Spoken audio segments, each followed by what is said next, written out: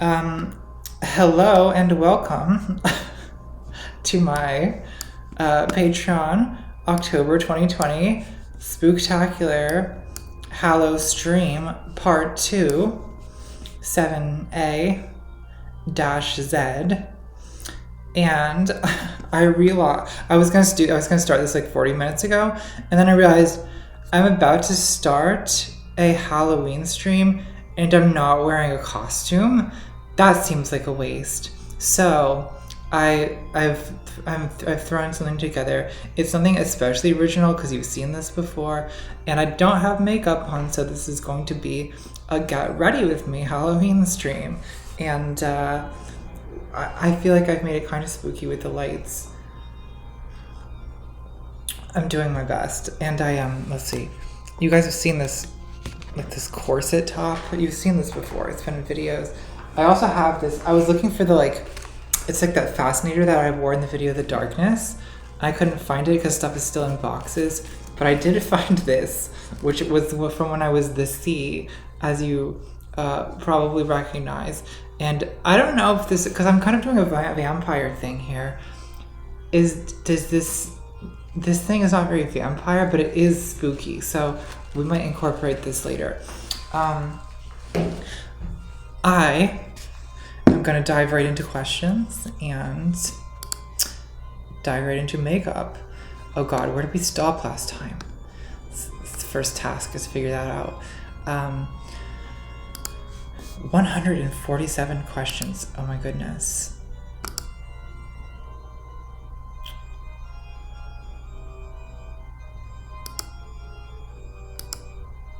Well, I remember we stopped a little more than halfway through last time. Okay, hold on. Okay, I remember people asking if you guys hydrated. There's a lot of those. Okay, I remember the neuroscience question.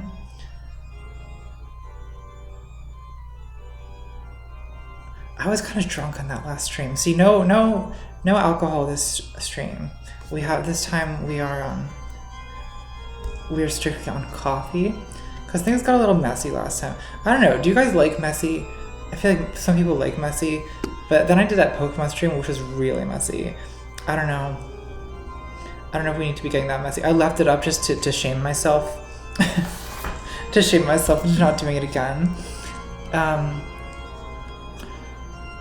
Okay, we definitely did not get to the Walt Disney question, so I'm narrowing it down.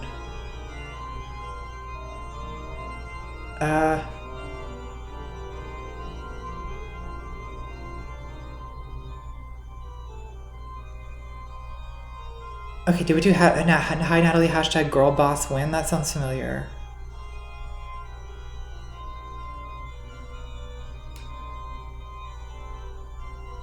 No, we didn't do that. Neuroscience. We did neuroscience. Was neuroscience the last question we did? Luke Osborne? I think so. Yes. Okay. I figured it out, everyone. Let's dive in. Paul says, hi Natalie, hashtag girl boss win. Hi Paul. Thank you for answering my last question. That thoughtful. It's been a struggle navigating political spaces as boomer Marxists tend to be class reductionists, and Zoomer Marxists tend to sometimes focus too much on why being a poly furry is actually praxis uwu. Don't get me even started on millennials, because most are either depressed libs that want to get spanked by daddy, mommy / parental unit to feel alive, or are apolitical cottagecore gays that never got over Harry Potter. Anyways, my question, are you Foucault stan? I started rereading him and I just love his French fag and his galaxy. I love this French fag and his galaxy brain. What ideas do you support? What are some points he made that you would disagree with? Sending love in an anti-imperialist way. Okay. What ideas do I support? I would not say that I'm a Foucault stan. I read a lot of Foucault. When I was in grad school, actually, I took an entire class on Foucault, and then I TA'd the class on Foucault, including teaching some guest lectures.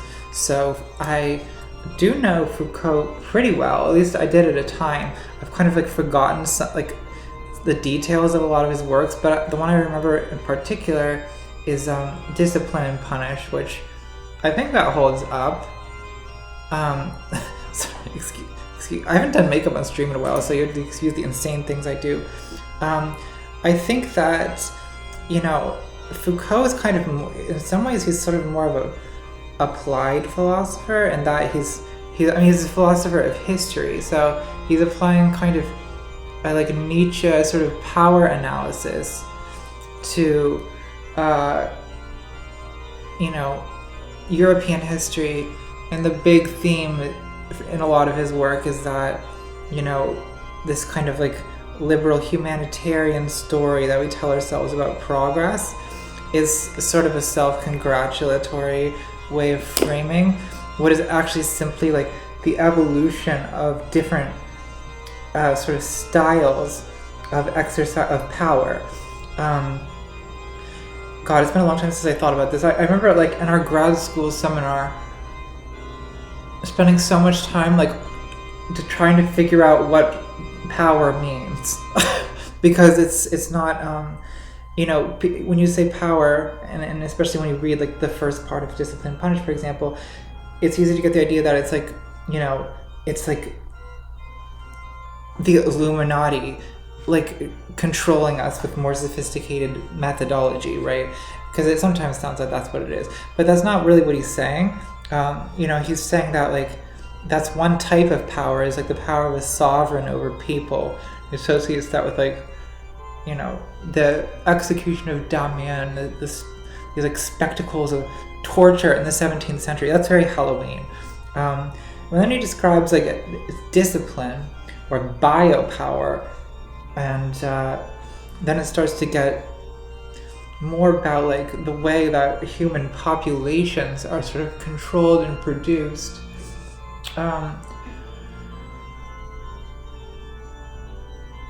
Do I agree with it? I don't know. It's interesting. I think that it isn't. I think it's a sort of. You have to kind of watch how you talk about it, because it can get a little bit like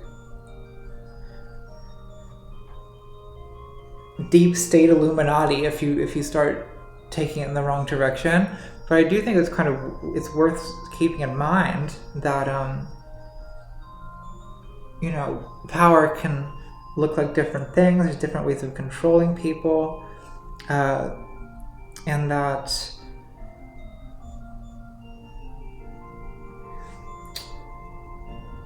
for instance, as schools and jails and hospitals are all kind of, you know, utilized as similar like technology of organizing people and controlling people.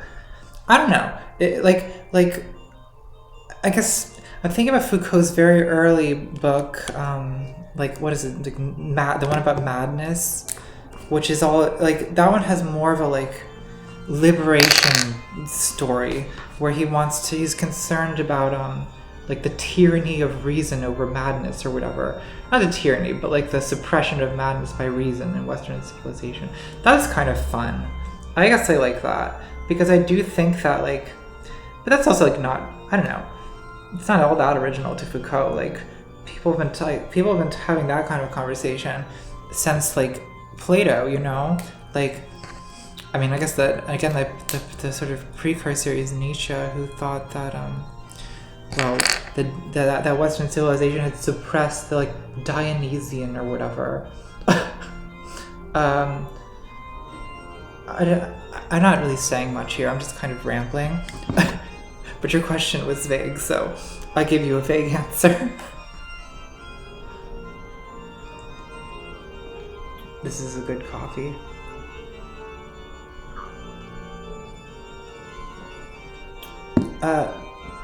That was not highlighter, guys. That was NARS Radiant Creamy Concealer that I'm basically using as a thin coated foundation. Okay, let's get another question and then I'll go back to makeup. Sarah Norfolk says, here's a couple of J.K. Rowling facts that might be relevant for no particular reason. 1. In her Year of the Life documentary, she said the vice she most despises is bigotry. 2, that's interesting. The second half of the Harvard commencement address she gave and wrote is about using the power of imagination to empathize with other people. Quote, I think the willfully unimaginative see more monsters. They're often more afraid. I'm unsure what to make of this. The irony, the hypocrisy. I have no words, Gorge. What do you think? Those are, wow. Sarah, I might like plagiarize your research because those are great quotes to use in a video if someone were to do a video that mentions J.K. Rowling, for instance. Well, I think a lot of people, you know, can sort of, it's easy to see bigotry in others and hard to see it in yourself, right? Because part of the way that bigotry works, I mean, it's right there in the quote, the willfully unimaginative see more monsters. They're often more afraid. I would take out willfully unimaginative because I think oftentimes people don't realize they're failing to be imaginative. Or people want to be imaginative and they aren't. So you see, when you see, because here the bigotry is seeing monsters, right? But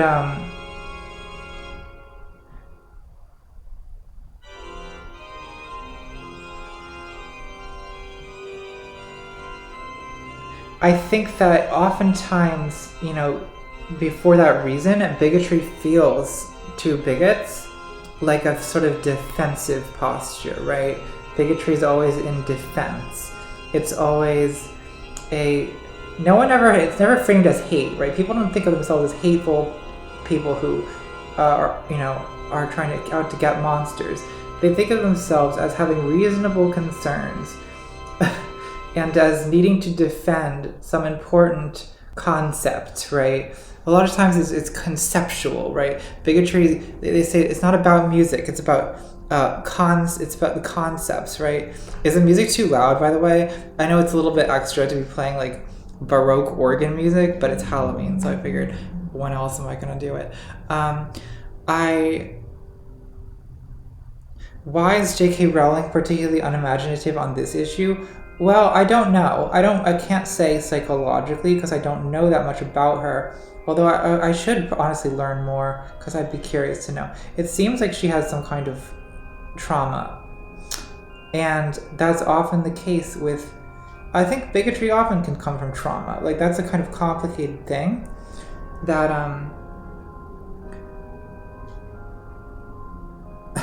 it's difficult to talk about, but it's true. Like I think back to my youth and the amount of Islamophobia that I was raised with, just so much, and a lot of that sort of was a response, not a good response, not a sane response, not a humane response, but a response to 9/11, you know. And this hair is getting. I need to rebun my hair. I think that, there's a very large number of women have traumatic experiences with men. And so there's this, this is what I talked about in the gender critical video, right? There's this desire that I think a lot of TERFs have to be able to draw a very clear distinction between men and women, right? Where women are seen as a safe category and men are seen as a dangerous category. And it's important, in order to be able to protect yourself, it's important to be able to to be able to instantly sort people into one or the other, which is it's one reason for the fear of trans women is that it's men are going to disguise themselves as women. I'm not going to be able to tell, I'm not going to be able to see a man coming, right? I'm not going to be able to tell who's safe and who's dangerous. And I think that,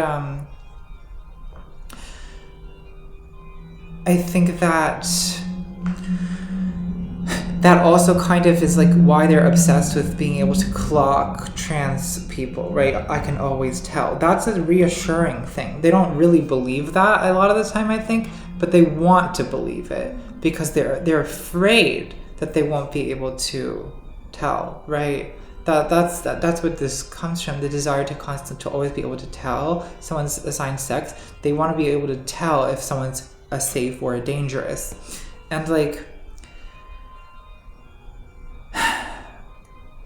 I don't know. I have a lot of thoughts about this that I'm sort of, there's a video in the works basically that I will go into more specifics, but I still have a lot of research to do, including research about J.K. Rowling herself, because I don't know that much about her as a person. But your quotations those are very interesting, and I will find the source of those and read those interviews, because I'm curious to see what she says. I also I'm curious to know like if she has discussed like a personal history of trauma and so on, because I think that can often be relevant to why people get super concerned about this issue.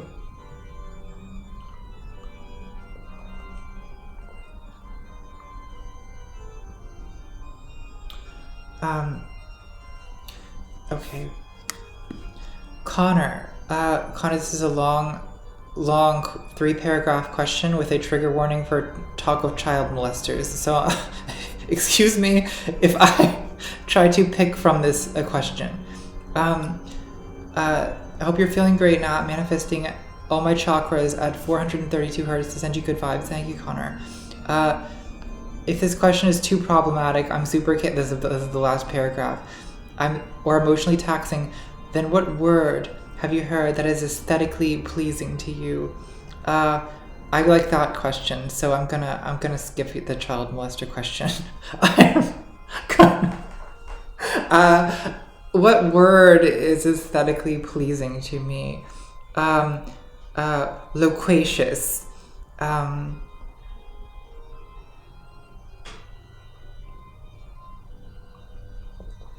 Chthonic.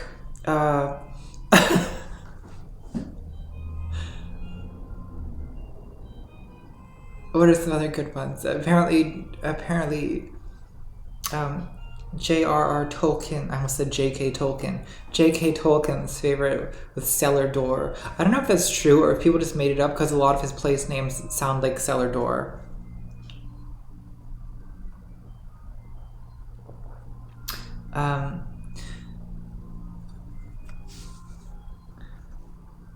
Let's see. Wardrobe Case says, what's your favorite background noise, stream or music when doing tasks, Gorge? Well, it depends what the task is. If I'm doing something that is more energetic, like cleaning, doing dishes, washing my makeup brushes, then I like to listen to I really like house music, like deep house playlists on Spotify or whatever, or remixes of like pop songs. If I'm just relaxing, I will do like everyone in my generation who watches the YouTubes, I like lo-fi hip hop, the anime study girl or whatever. I've spent most of my relaxation time for the last 3 years listening to that playlist. Lately I listen to a lot of like jazz. I like putting on Billie Holiday, because she's, iconic sad girl. I love that. What else do I listen to? Classical music, because I like classical music. I like piano music. Sometimes I like it even despite the fact that I play it, which, can make you like it less. What else do I put on?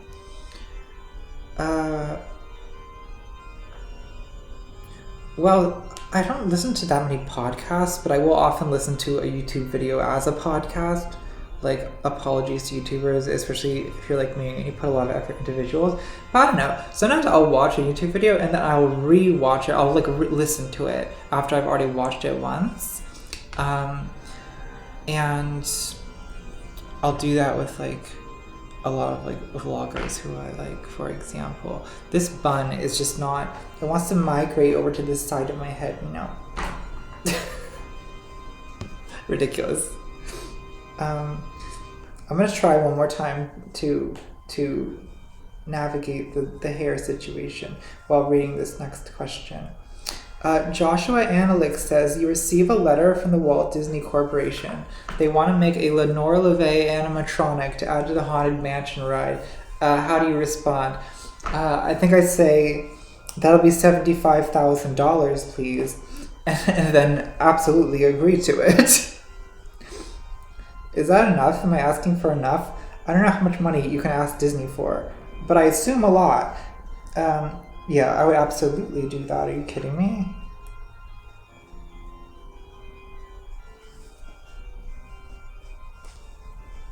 Okay. This is just a weird. This is the weirdest bun stream. Like, I know we've had weird bun streams before, but I feel like this one is like a new level of weird. Honestly, but that's kind of appropriate. Like these very because we're doing this campy Halloween thing. The chat says I'm not asking Disney for enough. Okay, I'll ask them for 200,000 and let them negotiate from there.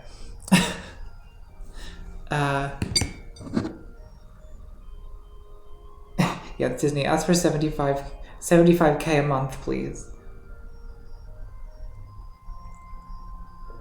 Get a Bosendorfer to match the Steinway. Wouldn't that be good? Back-to-back pianos in the living room, a Bosendorfer and a Steinway. I've actually thought, if next time I have enough money lying around that I'm thinking about buying more keyboard instruments, I might buy a harpsichord. Wouldn't that be cool? Back-to-back piano and harpsichord. That's gonna be my project for when the Disney deal goes through. Joshua Analyk. Okay, we just did Joshua. Amar Hussein says, howdy Natalie, loved your voter discussion with Left to Ravash. I'm glad. I'm a fervent partisan of both your content. Broadly, how would you like to see left-oriented content creators reach more people going forward? God help us if the orange dildo wins. Well, I think I actually think Vosh is doing. I think what I think we need within leftist content, communities is more appreciation for diversity of creators. And I don't just mean that in the obvious, there should be more racial diversity, more gender diversity, whatever. But obviously there should be, but also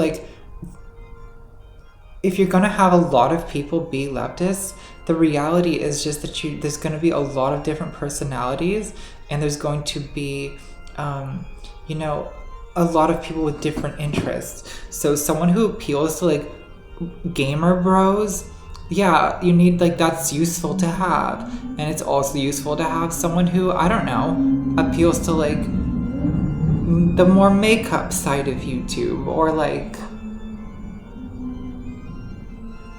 someone who appeals to an older audience, or someone who appeals to a younger audience. And I feel I don't know, some people there's a lot of clash, intra leftist we know that there's a lot of that. There's a lot of leftist infighting that I feel kind of comes down to clashes of personality rather than substantive disagreement. And I feel we need to accept that that's a good thing. Someone in the chat says we need to get the middle-aged women. Maybe that's gonna be my next project. Radicalized Karens. I feel I'd be a good candidate for that, since Twitter has already decided that I'm a brunch lib wine mom.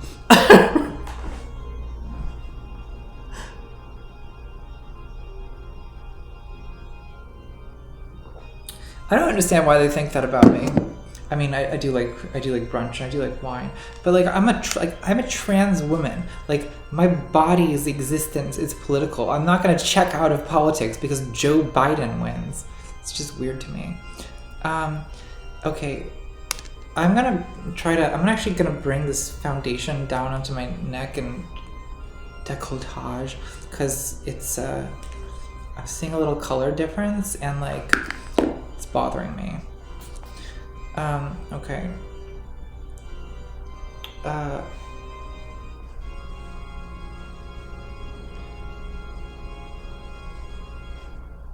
Radicalized mimosas, yeah. Anarcho-mimosaism. The anti-brunchites are actually a reactionary, counter-revolutionary, heterodox sect that we denounce.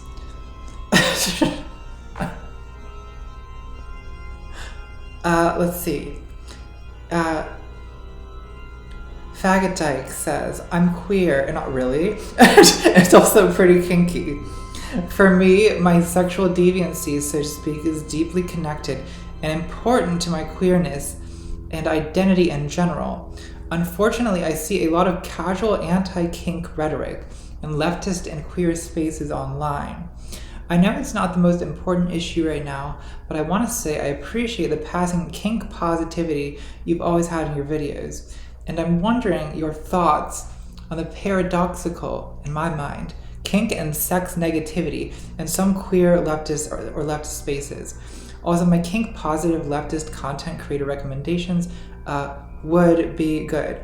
Okay, so that's, I really feel this comment because I know exactly what you're talking about. I mean, I don't want to overly simplify my response, but I feel like part of the problem is simply that there is a subset of leftists that are basically moral fanatics. Like, they are people who are sort of like hyper judgmental of other people. And this is like a big, like, a lot of these are like young women.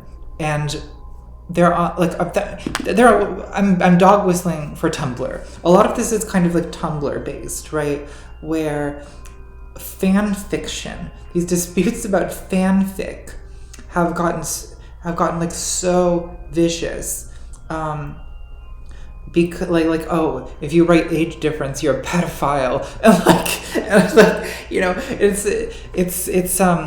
it's not just them. I should say it's not just them, but a lot of this I think does come from like this like very young, morally fanatic section of the online discourse that has kind of always been like this. I mean, this is like the same like social group that like didn't like they bullied a Steven Universe fan to the point of suicide over the fact that she drew a character like skinnier than she is in the show or that. You know, it's like it's I mean, it's more like where it gets more complicated is where like sometimes I think there's a sort of what do you call it when there's a conflict of like accessibility conflict, where there's people who, you know, they want a safe space from stuff that like is triggering to them, especially with respect to like abuse younger in life, but then you have other people who want to be able to talk. I mean, this was actually the exact issue that led to the destruction of one of my early Discord servers, where, I mean, this was like back in 2017, where basically there was one person in this Discord server, the ContraPoints Discord, who wanted to talk about their relationship with an older person, and another person who thought that that should be forbidden because it was triggering to their like abuse trauma. And they want like the people split into factions. They wanted me to resolve the issue by saying who is right, who's allowed to be there, and my response was just to leave the Discord because I couldn't deal with it. You know, and like honestly, I feel like the online left is just, it's a, you know, people have very personal reasons a lot of times for being involved in the online left, and you have these kind of clashes between like, you know, like you say, kinksters or people who want a safe space for you know, for whatever thing is their issue. It's like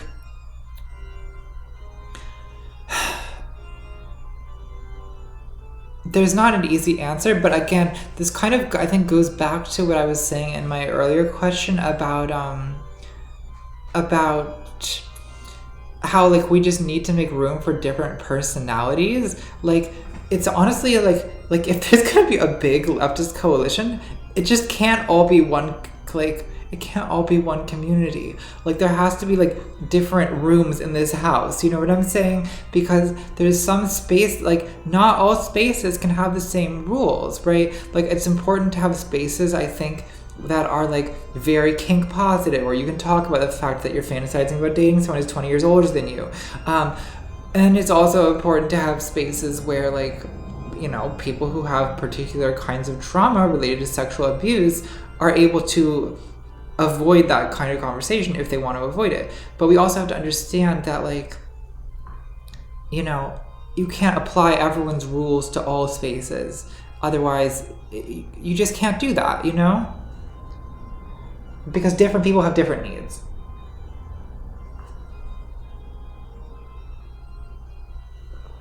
Does that make sense?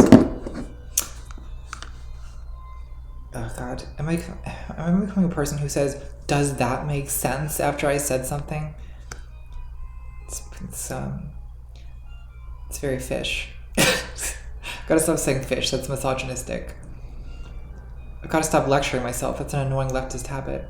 I gotta stop scolding. I've gotta shh. This is why I drink. I miss the alcohol. No. I'll just drink coffee until I'm so confident until I get so like revved up that I'm not sure how that works.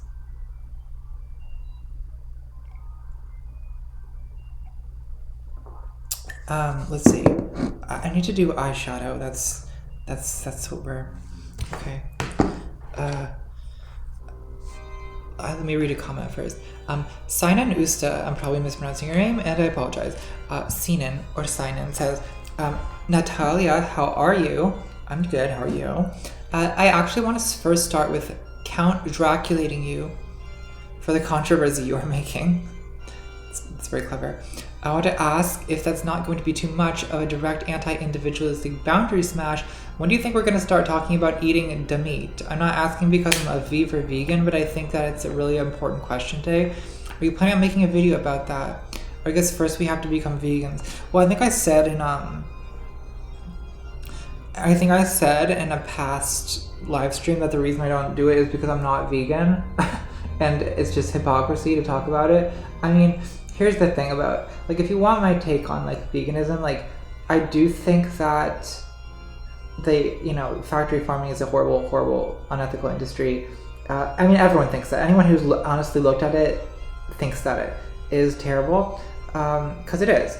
And I feel like people are pretty widely aware of that. Like, my issue is that I have actually tried at multiple times in my life to give up meat, to a more or lesser extent, and I just find it incredibly hard. And I just like meat. I don't know. I mean, and then going vegan is a whole other level, like giving up eggs, and I don't know. I guess I don't really consume that much dairy, so I could probably do that. But I like eggs. I like butter. I don't know, that would be hard. I mean, you can do it. You just kind of have to relearn how to cook. I guess what kind of bothers me about this is I feel like individual consumers are never really going, like, I just find it like kind of like not systemic thinking to hold individual consumers responsible for the bad practices of an entire industry. Like, I don't know, maybe this is my authoritarian statist communist self coming through here, but I feel like if an industry is doing something really unethical, then we should make that illegal. And I know that, like, that's probably politically unfeasible because it's more regulations, it's killing businesses, it's killing jobs, blah blah blah, right? But like, I just think that this is very Halloween-y. I'm liking this eyeshadow a lot. I picked a good color. Go me. I'm really great. I don't know. I feel like convincing individual people to be vegetarians is not really going to affect the industry as much as like legislation to reform the industry would, and that more effort should be put on that. But I don't know. Maybe that's what I could do a video about. You know, I could do it because I feel like a lot of like content about factory farming or about the like, you know, meat industry or about, you know, industrial agriculture is kind of, I mean, it's kind of directed at like convincing consumers like you should change your life, change your lifestyle, like stop eating meat, be a good person now and be a vegan. You know what I mean? But I maybe I could do a video that's like completely not that. It's about like, look, we shouldn't be talking about, like, I don't want you to go vegan. I don't give a fuck what you eat. But we should be pushing for legislation that makes it illegal to put pigs in gestation crates, for example. You know what I mean? And like, if that means that meat is really expensive and people have to eat less meat, so be it, right? I guess some people will probably argue like, no, that takes away like a cheap source of, you know, nutrition for the poor. Well, I don't know. I'd have to think about that. I'd have to look into that because I sort of don't know. That's a very complicated question. That's not, I don't think that the answer to that is kind of deducible. So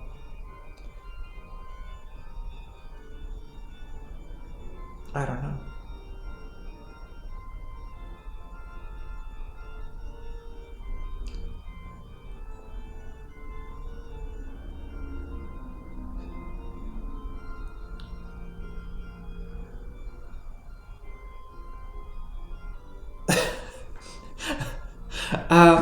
Let's see.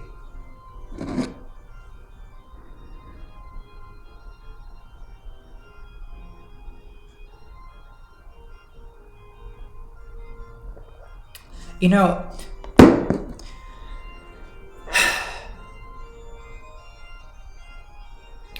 I'm gonna go off on a sort of ramble tangent right now because I'm looking at the chat. I'm thinking about this topic and like thinking about. I feel like I have become in a lot of ways very pessimistic about like what can actually be accomplished, and I think that I feel very helpless, you know what I mean, when it comes to a lot of things. Like, especially as I get older, it gets worse. Because I remember I was young once too, believe it or not, children. And like, when I was in college, we had Occupy Wall Street and it was gonna end capitalism, right? And I supported that, and I was like a Marxist at the time or whatever. And like, Occupy Wall Street was so far from ending capitalism. It's just like, I don't know. I also like, you know, I can remember like going like taking a bold stance like, and becoming a vegetarian like 12 or 13 years ago, and like I just feel I've seen these issues not move at all in my lifetime. Whereas I have seen, but there's issues that I have seen change. Like, for instance, in the last 15 years, I have watched society's attitude towards homosexuality and towards gay marriage radically transform in the course of my lifetime. And I think that's one reason why I'm inclined to spend a lot of time talking about like trans issues and about LGBT issues in general, is that I feel like this is an area, this is an area of politics where I can actually do something. Like, I can actually contribute to changing people's attitudes on this topic and make a real difference in the world. Whereas like, I sort of like, if I'm being perfectly honest, I don't really believe that me making a video about factory farming is going to do anything at all to stop it, you know? Like, I can raise awareness or whatever, but like, I don't really believe it's gonna work. Whereas I do believe, and I think good reason to believe, that when I make a video like "Are Traps Gay?", that has observable effects on society and on the world. Like, not all of society, but on, you know, a few thousand people maybe, and it makes a real difference in people's lives, you know? So maybe I hope that you guys, if you guys think that my pessimism is sort of undue and defeatist and irrational, I hope you can talk me out of it. But that's honestly just kind of the state of mind that I'm in right now, and it does kind of inform what topics that I spend time on. And maybe that is very maybe that is overly like defeatist and pessimistic and nihilistic or whatever, but it's just kind of like the product of my lived experience for the last 15 years. And so it's kind of hard for me to take some of these things seriously, like these political causes that I feel like, I don't know.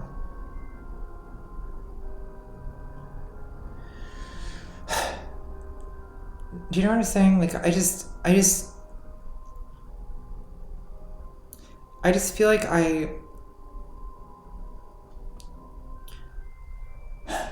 I just feel like as a YouTuber, like there's like that's it's pretty limited, like what I can actually accomplish.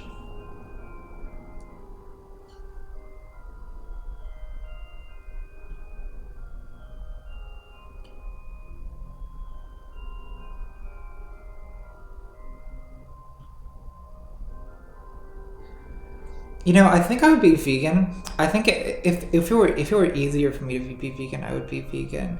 The thing is that it's hard. It's very hard for me to be vegan. Like, I have a brother who is a very ethical person, who he studied like ethics in college and read all of Peter Singer and he was vegan for years. But he eventually just stopped because he's like, I love meat so much, and like my veganism has not stopped the industry. So I guess it feels different from like people are just saying, well, that's the argument against voting too. But here's the thing, voting is easy. Voting is super easy, whereas quitting animal products is super hard. That if it was as hard to vote as it is to go vegan, I don't know if I'd be voting, guys. I'm gonna be perfectly honest with you. Oh god, we're doomed. Okay.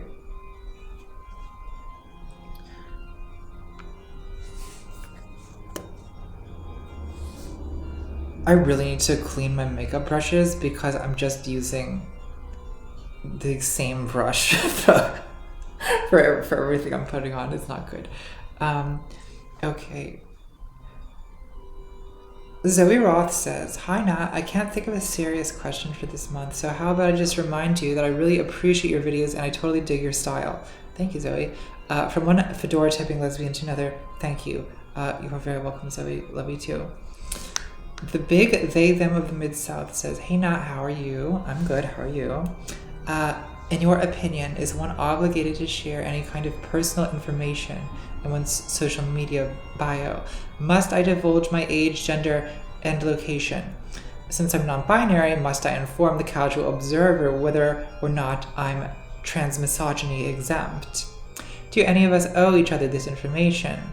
I don't know. Maybe it's just salty. I'm just salty and longing for the days when it was normal to be a faceless nobody shouting into the abyss. Thank you for your consideration, Gorge. Okay. Are you obligated? This is the question. Are you obligated to divulge personal information on your social media bio?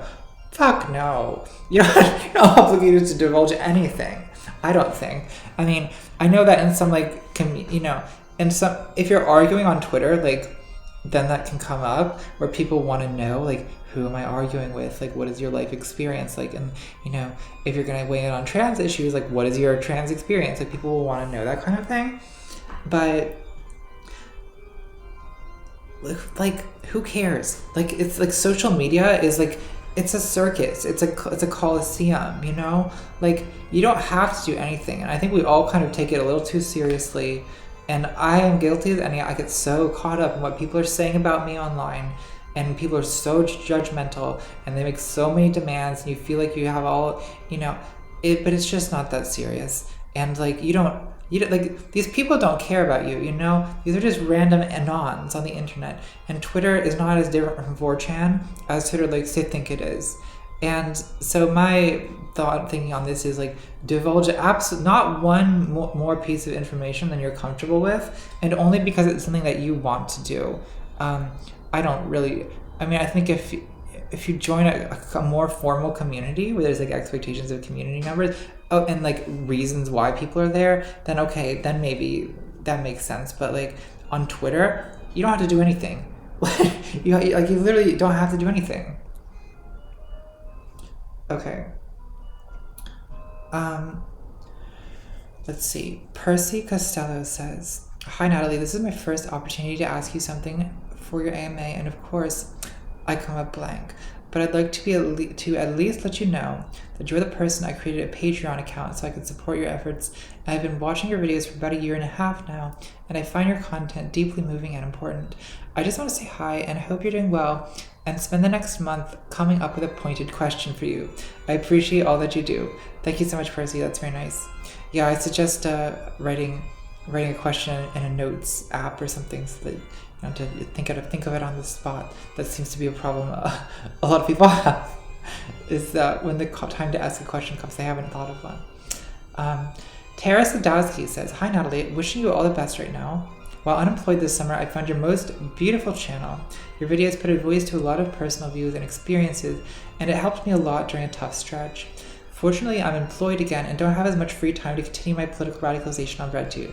I do have a 50-minute commute though. Any podcasts you'd recommend, or that capture a similar tone as ContraPoints? Any you frequently guest on?" Well, I'm not a huge podcast listener, as we've discussed. I certainly don't know any podcasts that have a similar tone to my channel. What do I frequently guest on?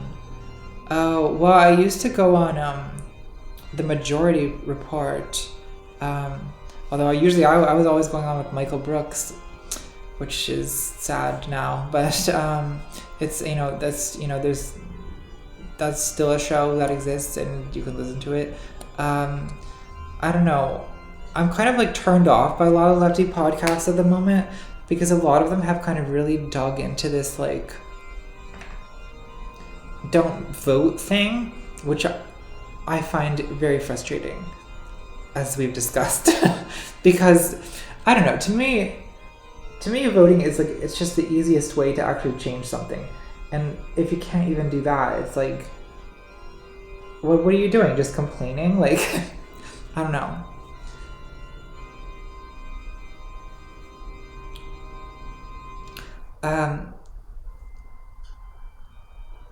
I'm gonna recruit the chat or the comments to do podcast recommendations since I'm boycotting podcasts. Okay. Panzerboy26 says, "Hi Natalie, no question this time. Just wanted to say I really appreciate the voting video and thought you deserved a high five in the shape of Andrew Jackson's face. Keep up the good work." Thank you, Panzerboy. A high five in the shape of Andrew Jackson's face. Kygon says, "Hi Natalie, I recently got into sewing and wanted to ask about the costumes in your videos. How much work on making the costumes do you do yourself versus how much is done by others? How much time and money do you think you spend per outfit? I especially love your red look and gender critical." Well, I would say that for most of the stuff I do, I spend more, it's more like wardrobe than costuming, because I'm not making most of this stuff. I'm just kind of putting together outfits. So for some more creative stuff, I'll often get like a lot of my like headdresses, like this one. I get them on Etsy, and they're made by like individual artists on Etsy. So that's where I get some stuff like that. I will sometimes make things like in the video Trenders, there's this character that's the digital messiah wearing this like cyber like wig of computer wires. I did make that, and that was several nights with a fucking hot glue gun putting wires on a wig cap basically. And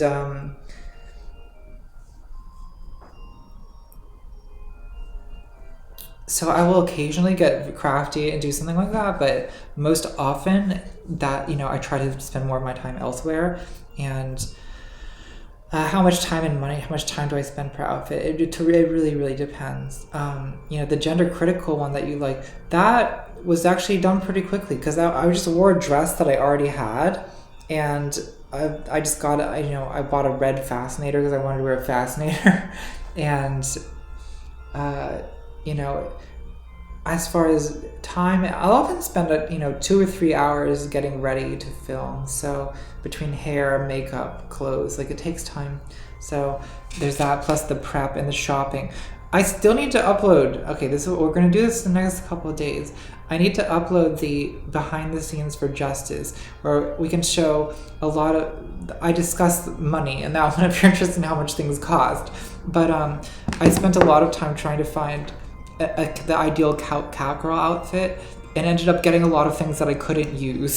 So that whole saga will be in that behind the scenes video if you're curious. Okay, let's see. Via Aldinate says, hi Nat, in autogynephilia, you mentioned cultivating autogynephilic chic as an aesthetic. Would you say ContraPoints still employs this aesthetic? Would it be gauche to suggest there's an HSTS couture element to the videos, the aesthetic through the darkness with all the drag?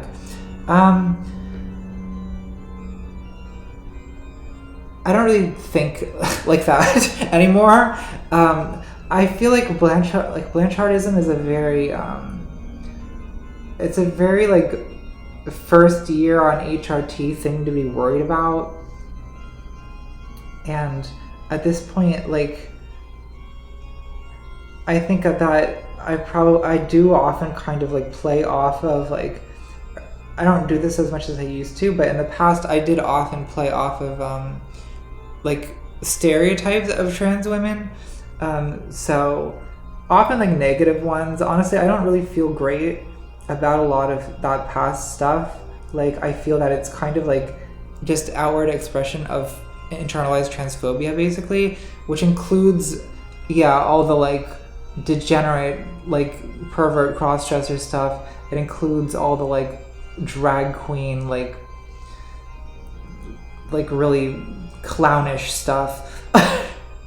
There's I don't know. I just want to leave all of it behind at this point. Like, I just sort of view it as this grotesque series of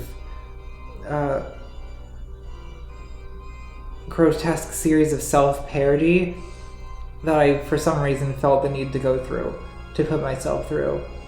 And I'm trying to be a little more positive and not like, I don't know, it can be fun to like subvert, I guess, those like negative stereotypes a little bit, the like man in a dress stereotypes, whether we're talking about drag queen, HSTS realness as you call it, or autogynephilic chic.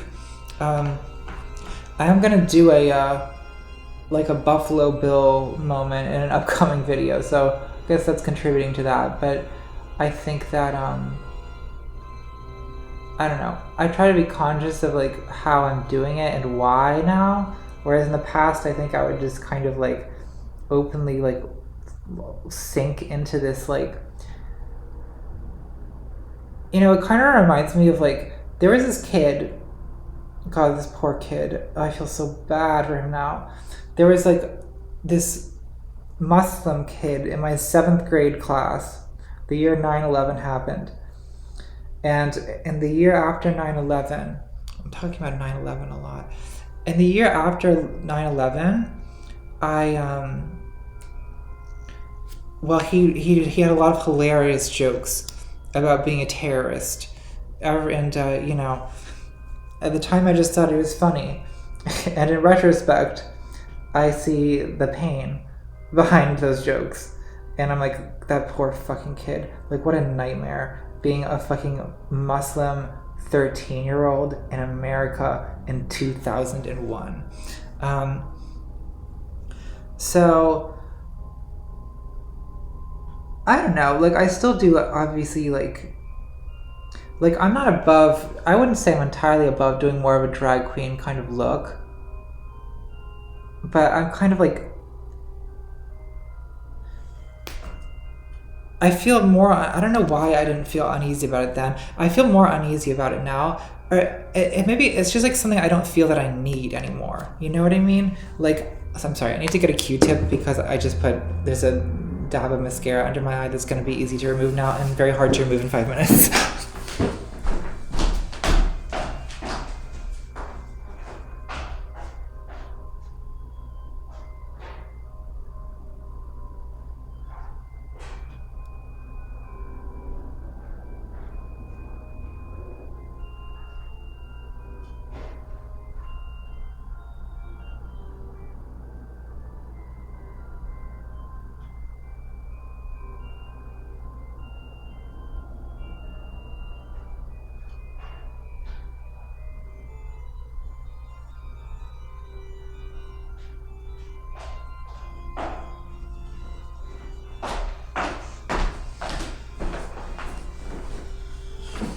But yeah, I don't know. I do feel like a little bit queasy with some of that like that fucking clown drag stuff, like the thumbnails to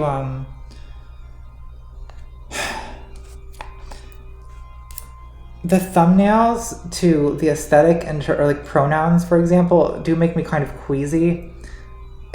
Some of that is just I'm disgusted with myself in general, and some of that is like, I don't know, did I really need to lean so hard into the like freakishness of the whole thing?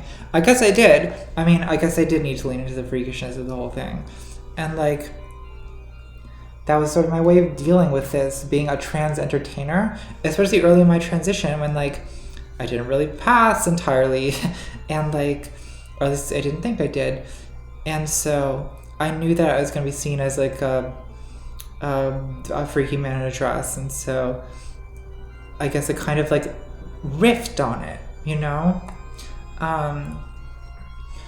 and that's it kind of worked. Like, I don't know, it served a purpose for me at the time. Though it's one of, I mean, I feel like I've talked at this point pretty extensively about the fact that I think transitioning publicly with a YouTube channel documenting the entire process was a terrible, terrible decision that has made my public life online a lot worse forever. So yeah, there's an element of that, sure. Just Gallant Genius says, "Hi Natalie, I've seen the opinion that left-wingers who refuse to vote for whatever reason are doing so because they have some sort of privilege. They may not even be aware of it, and currently not affected by the system. What do you think? P.S. Nepali food is the bomb." Yes, it is. Well, I think that's certainly the case sometimes. Like, I do think that like there's definitely some of the people who are like, oh, I'm not voting. There's no difference between Biden and Trump. Like, there is a fucking difference if you're trans. There is a difference if you ever want to have an abortion in the next, 40 years, or if if you want your daughter. Everyone should care about this, honestly. I don't know, it's just crazy to me that people don't care. But it's like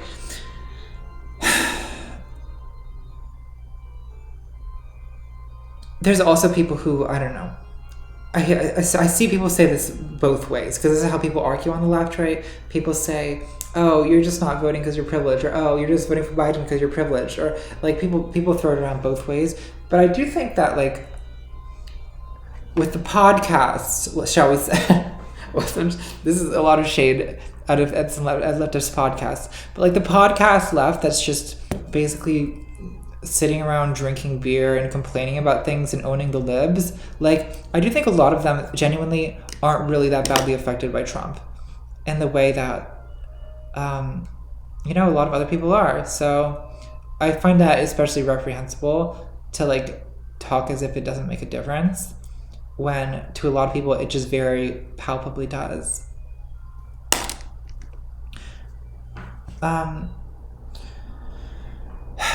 I'm gonna put on my headband. I'm tired of dealing with these buttons.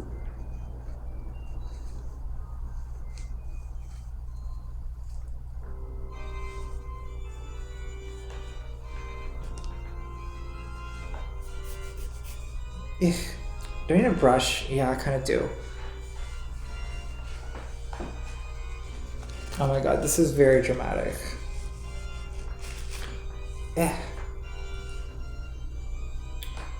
It's so big. It's very heavy. I'm gonna get some pins and like get this in properly, and then I will finish this.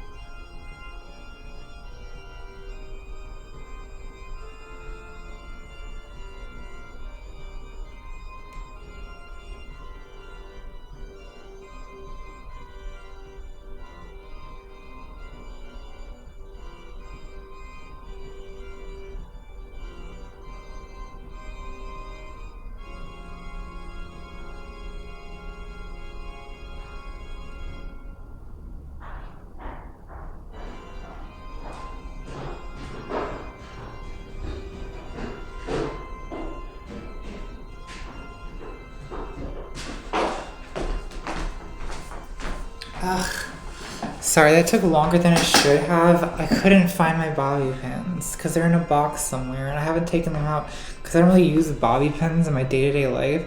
But I found like this clip, so just God, this is ridiculous. Look at this thing, it's gigantic. It's funny, it doesn't look that big when I was holding it, but I put it on my head and it looks huge. Alright, what are we doing? Let's do some false eyelashes. I feel this kind of look really needs it. Also, let's maybe do a new, sorry, I see that me putting the mug down on the computer is registering on the microphone. Let's do a new music. Well, this is a little more obvious, but, you know, it's kind of the classic. Okay. Ugh.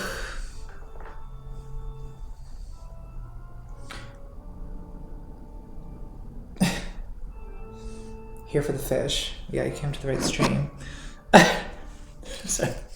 Sorry, I just said I wasn't going to do it. But you kind of can't help it with a fascinator like this.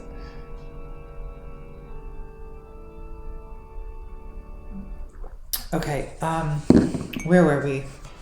Nepali food.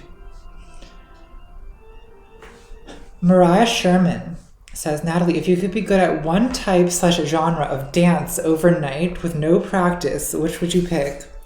Ballet, tap, modern contemporary swing, square, etc. Did you do a type of dance classes as a kid? Also, just a thought on the AMA streams, maybe drop them down to every other month instead. Yeah, well, we'll see. We'll see. We gotta do something about this because it's the current system is not quite working. But I'm not sure what exactly to do. What if I could be good at one type of dance overnight? Oh, ballet. I think because I feel like, don't you think it would be very aesthetic if I was good at ballet? Like I could do that in videos, or contemporary. I feel like also like something very like avant-garde. If I could do contemporary dance, maybe I should learn to do contemporary dance for my videos, and then I can just not even make arguments. I can just respond to Ben Shapiro with interpretive dance. Don't you think that would be good? Let's see. I didn't do it as a kid. No, I did gymnastics, but no dancing. Let's see.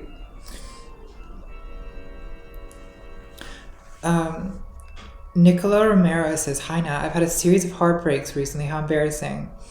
Do you have any other thoughts to share on the topic of heartbreak? Thanks and cheers to all the lovers here. Well,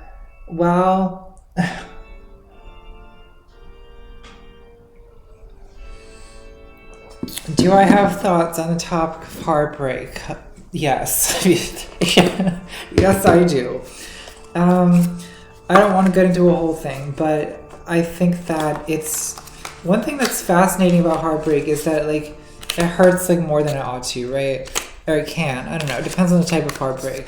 But it's like it can be sort of difficult to explain to other people the level of excruciating pain that you've been in for years. Like it's hard to. I don't know. It doesn't make sense, right? It's not rational. I think that one thought I've been having lately is that like, time. People say time heals all wounds. Well, that time alone may not be enough, Like, I don't know, I was talking to a friend about this last night, and he was telling me that, you sometimes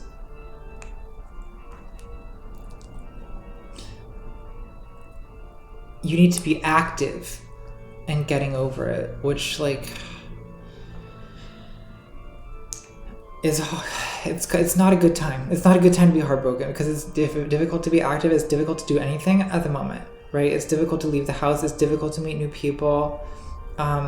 It's difficult to go out and enjoy single life and all the kind of normal things that you would advise. So it's basically an ultimate nightmare time to be heartbroken. I'm sorry that's not very helpful, but one thing I will say is, you've got to just like find reasons to live each day, and give yourself permission to be. What is going on with the lights? It's very spooky. Give yourself permission to be like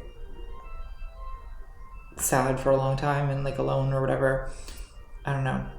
This is not useful, but it's you're asking someone who's a mess, so this kind of all life advice is kind of really not like, are you sure I'm the one who you want like to be giving you life advice?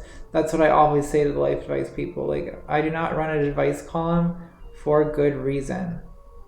I do not have my shit together.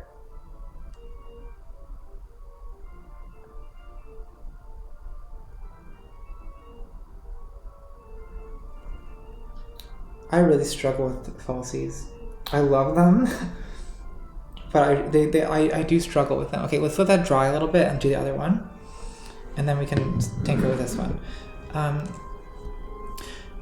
Nick Jovic said, sorry, you told me how to pronounce this once, I think, but I forgot. Nick says, "Bonsoir, Mademoiselle Poire.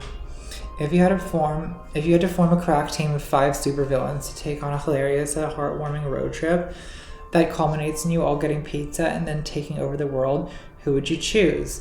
There's already a space reserved for Lindsay the Menace Ellis. Halloween love from that guy who had an exorcism in Moldova." Oh yeah, I remember that guy. Okay, so 5 supervillains for a hilarious yet heartwarming road trip. Okay.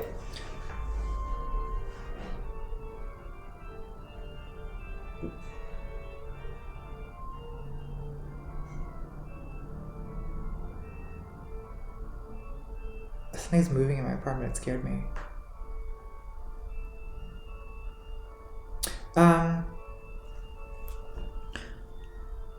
I think Disney villains would make a good team of gays. We're gonna want Ursula. We're gonna want Jafar. We're gonna want Maleficent. We're gonna want Scar, obviously, or just Jeremy Irons, really. We're gonna want who's another good one? Who am I missing? Well, no, okay, this is not Disney, but maybe like the Ice Queen from Narnia. Supervillains are good, aren't they? I feel like none of these are from comic books. That's usually what people mean when they say supervillains.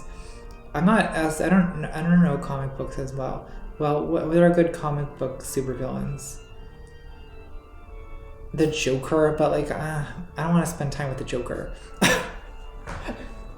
I already spent enough time on Reddit, Like, that's basically the same thing.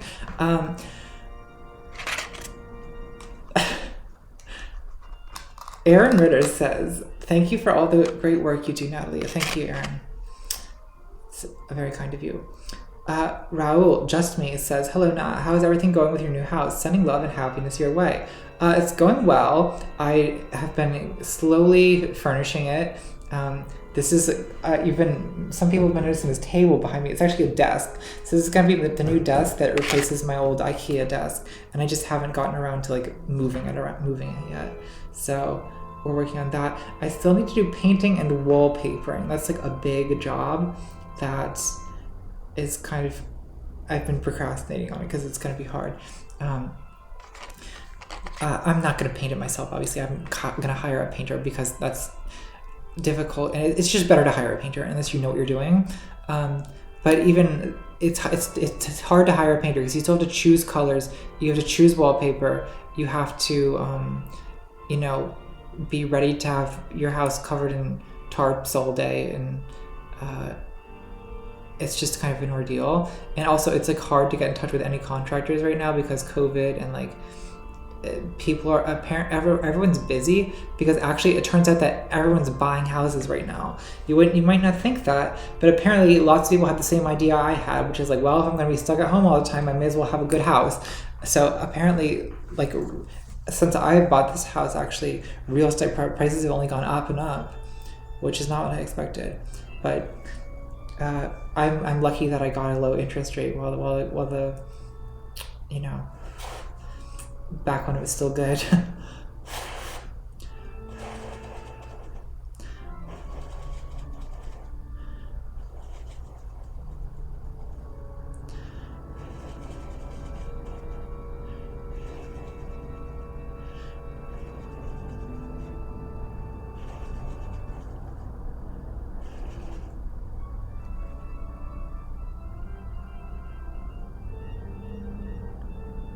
Sorry, I'm focusing all my energy on this lash.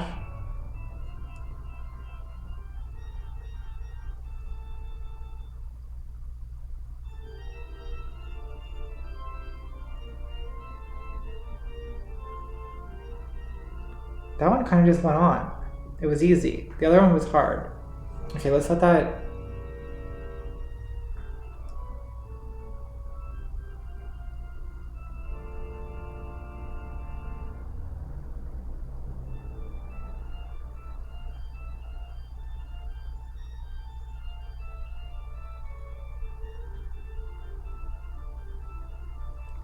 Let's give it a moment to settle in.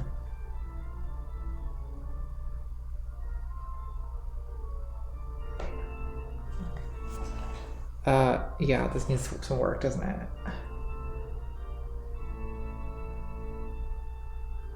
I can somehow see more clearly in the camera what's wrong than I can see. Where's the tweezers? Sorry, this is not answering questions. You see, I need to get that like inner corner.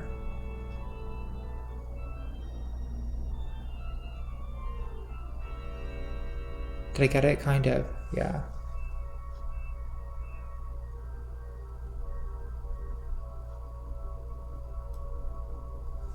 Okay, and now this is falling off. Ah! Okay.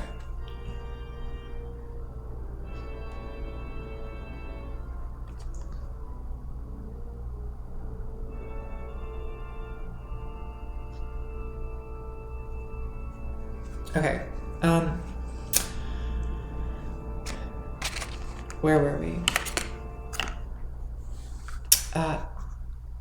In Happy says, hello Natalie, what do you think of period performances in classical music and what is wrong with the oh so lovely harpsichord? I like period performances and I like the harpsichord. I like, so nothing. I like both harpsichord and piano for music of that period. I think that like, in general, piano is like a better, more versatile instrument that you can sort of just do more with, and obviously I've chosen to own a piano over a harpsichord, although I do love the sound of the harpsichord. Like there's something kind of special about playing, Baroque music on the harpsichord, because it's how it's, that's what that keyboard music was written for a lot of the time, and it sounds just so like, so Baroque. So yeah, I always wanted to get a harpsichord. Maybe someday I will. And I do love period performances. So in general, yes, I'm a fan.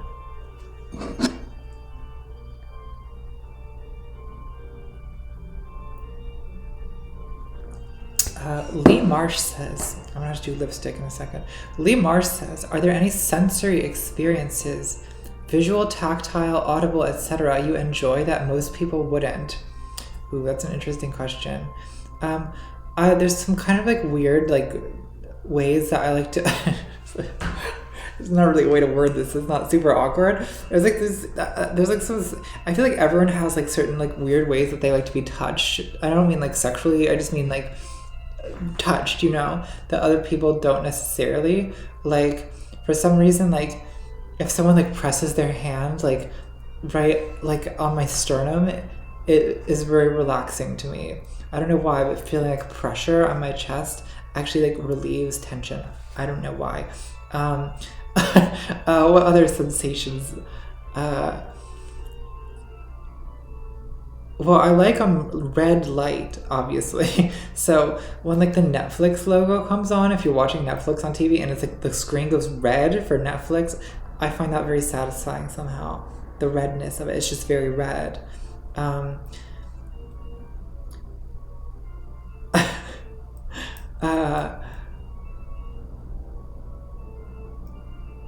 like eating a lot of gross, salty, fishy things that a lot of people don't like.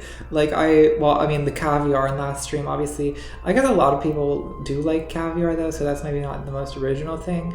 But like, I enjoy like canned sardines and anchovies. I like anchovies. I just like salty, fishy things. I don't know what that says about me, but it's a thing. Okay, Yoko Nederman said, I think we all know what that says about me. Yoko Nederman says, Liebe Natalie, do you have some fast instructions on how to do nice things with feelings for someone that just won't go away? Okay, fast instructions on how to do nice things with feelings for someone that just won't go away. I'm done pushing those gorgeous feels away, but this person is not good for me, so I must stay away somehow. Sending love your way from snowy Switzerland. Fast instructions on how to do nice things with feelings for someone that just won't go away. Well, if they're not right for you, then those feelings are not good. But if they won't go away,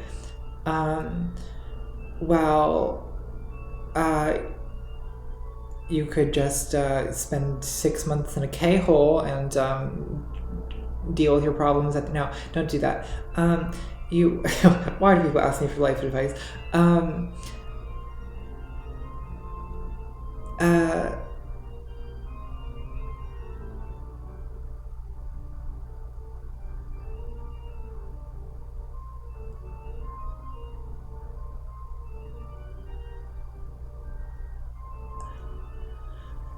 Well, you honestly, like, you might just have to stop being friends with the person for a while. Like, I think that if you have feelings for someone and you can keep spending time with them, like, the feelings are just going to grow and you're deluding yourself.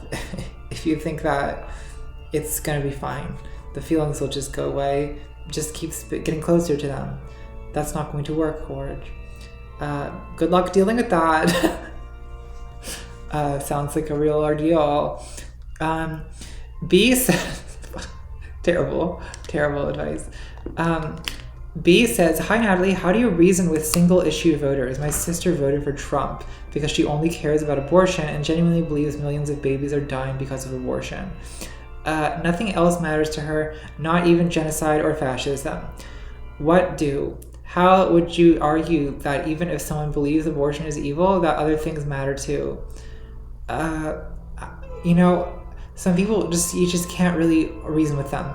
And I think that someone who is a single issue voter because they only care about saving the lives of fetuses, like, I don't know what to tell them. Like, I don't have some magic thing that's gonna make them stop believing that, unfortunately. I think that, when people get really dug in on an issue like that, like, a lot of I don't know of any way to pull them out of it. So, like, I know that's really useless and not helpful, but I unfortunately just do not know how to convince your sister to stop being pathologically pro-life. I don't know. I wish I did. David Machiavelsky says, hey Gorja, what are your thoughts on open relationships? Any ideas on how to avoid being a fucking jealous mess all the time? P.S. Love the mirror in the back of your new office looks fierce. Thank you, David. How to avoid being a fucking jealous mess all the time? Well, if you're a jealous mess all the time, it's possible that you just don't want to be in an open relationship. And I think that, I don't know, there's a lot of, these days, a lot of people kind of like want to make poly work, and they want to, and everyone thinks that they can, be poly, and it's more hip, and it's more like, you think you're solving all the problems with your parents' marriage because you realized that monogamy was the problem, and blah, blah, blah, blah.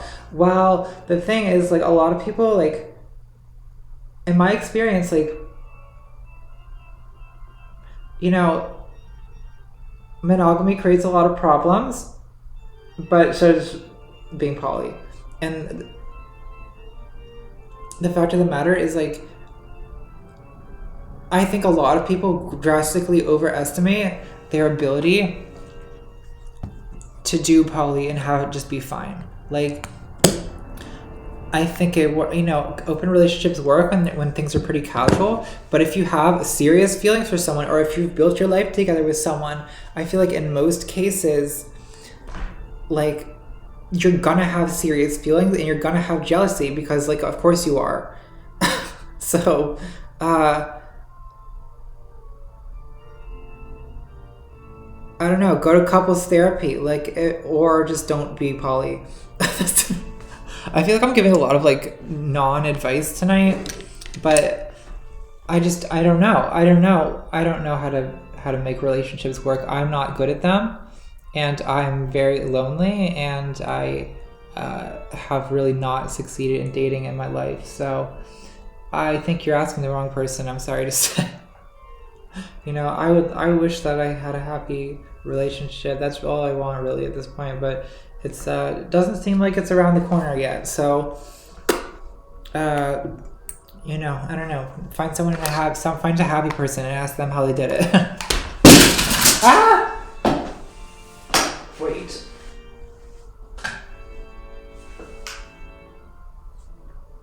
Oh, God, I'm popping colors out. Oh, it's like magnetized. Okay, we'll deal with this later.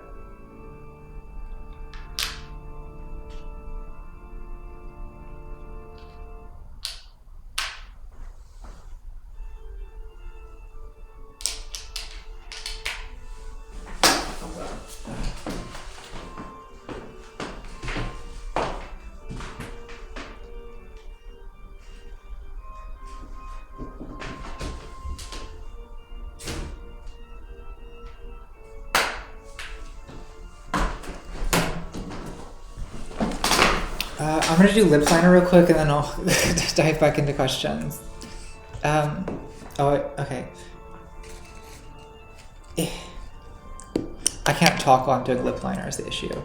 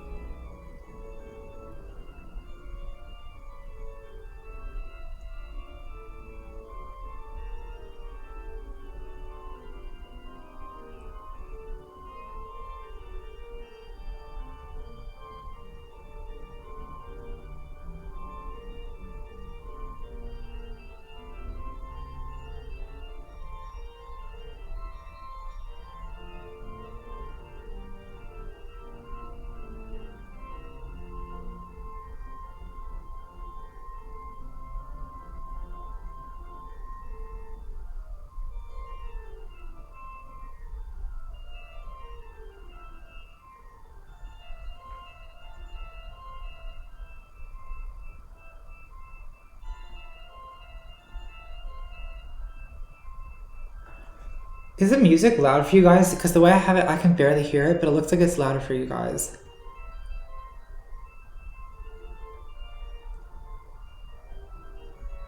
I can imagine that getting annoying if you're listening to the same fucking organ music again and again.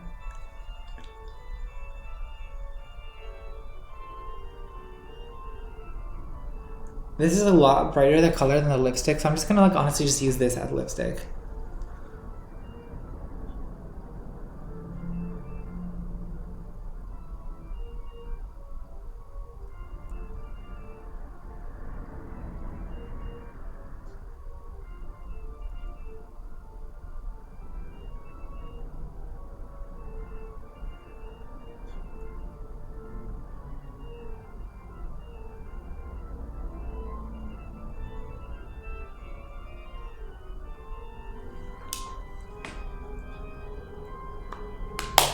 Alright, that looks pretty good. I think it's fine.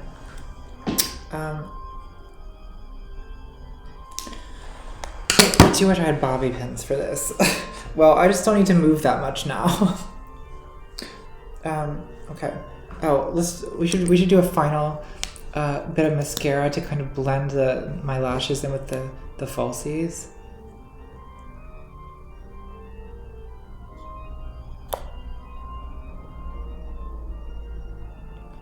Eh.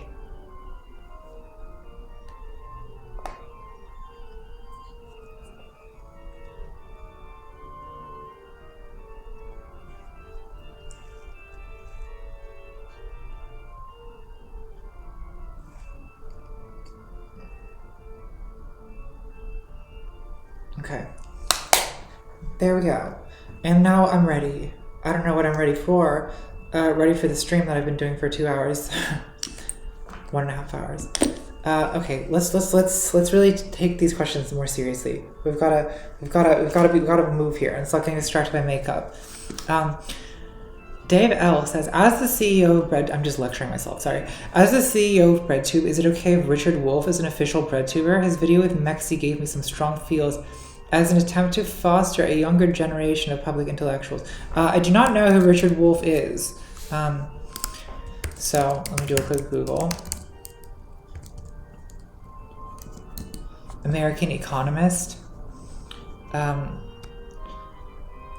He did a thing with Mexi.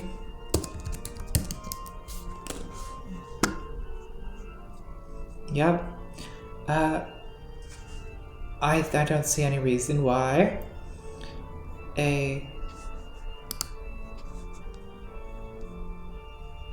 economist should not be. Honestly, like, there should be someone talking about the economy on BreadTube, because I don't know what I'm fucking talking about. Like, I don't know. I think that I keep talking about the need for diversity in this community. Like, another kind is like different like specializations. Like, I know philosophy, I know you know, gender and sexuality. I don't really feel super qualified to talk about what the ideal economy is. So I'm happy to let other people, you know, figure that one out. And if people are doing that, that's great. If we have academics who are doing BreadTube, I think that's great. I think it's yeah, it's good to have lots of different qualifications, lots of different styles, lots of different personalities, lots of different areas of expertise and knowledges and experiences. Absolutely. So yeah, I think that's okay by me. RSS says, hey Natalie, just wanted to say I really appreciate the streams. You are very welcome. Added, okay. It was good seeing you take care of yourself on part 1 of the stream. Oh, I'm glad you liked it. You said it was annoying to have to load 10 comments at a time. You're the Chrome extension that will load all the comments. Oh, that's good. It's useful. See if I can mark that for next time. Let's see. Stay in place, Fascinator. Okay, Franco Del Rosario says, hey Gorge, I'm starting an educational YouTube channel with a slight political slant. You inspired me. What do you wish you could have known when you started ContraPoints? Or general advice for aspiring educational/political YouTubers? Thanks. Well, if you decide to have a gender transition, I suggest deleting your channel, fleeing into the forest, and returning as a different person in 3 years. But otherwise, I would suggest general advice for educational/political YouTubers. Focus on good audio before you focus on good video, because people care much more about it. Find a niche, find it, like, what is, like, you know, people sometimes, like, in the chat, people will bring up, like, or in these questions, why is no one on LeftTube talking about veganism, or why is no one on LeftTube talking about XYZ? We'll be the one who talks about that. Oftentimes, like, what's gonna make people take notice of you is do the thing that other people aren't doing. Like, find what's, like, missing from the conversation, find what people aren't talking about, and talk about that. That often can be a kind of, you know, that can be a way of sort of, you know, when I started, there was no BreadTube. When I started doing leftist video essays, like, I found a kind of right-wing centrist political community on YouTube, and I just saw an opening here. I was like, these people don't know what the fuck they're talking about. Like, the standard of discourse is very, very low. I can there's definitely room for someone to talk a little bit more progressivism. And so that's kind of where I started. It was not I did not say, oh, I'm going to join the leftist YouTube community. There wasn't a leftist YouTube community, not really. So, you know, look for what's missing and be that missing piece. That's what I would suggest. Is that Super Billy says, hi Natalie, thank you for doing these streams. I know they've been a pain lately, so I'm grateful you're still doing them. Well, I don't know if I would say they've been a pain, but it's, you're right, that they've been a little bit difficult. My question is, if you got to choose between having Spider-Man's superpowers or Iron Man's suit, which would you pick? It can be any depiction of Spider-Man and any of the Iron Man suits. Well, I don't know much about Iron Man, I have to say. So I think I'm going to have to go with Spider-Man, because I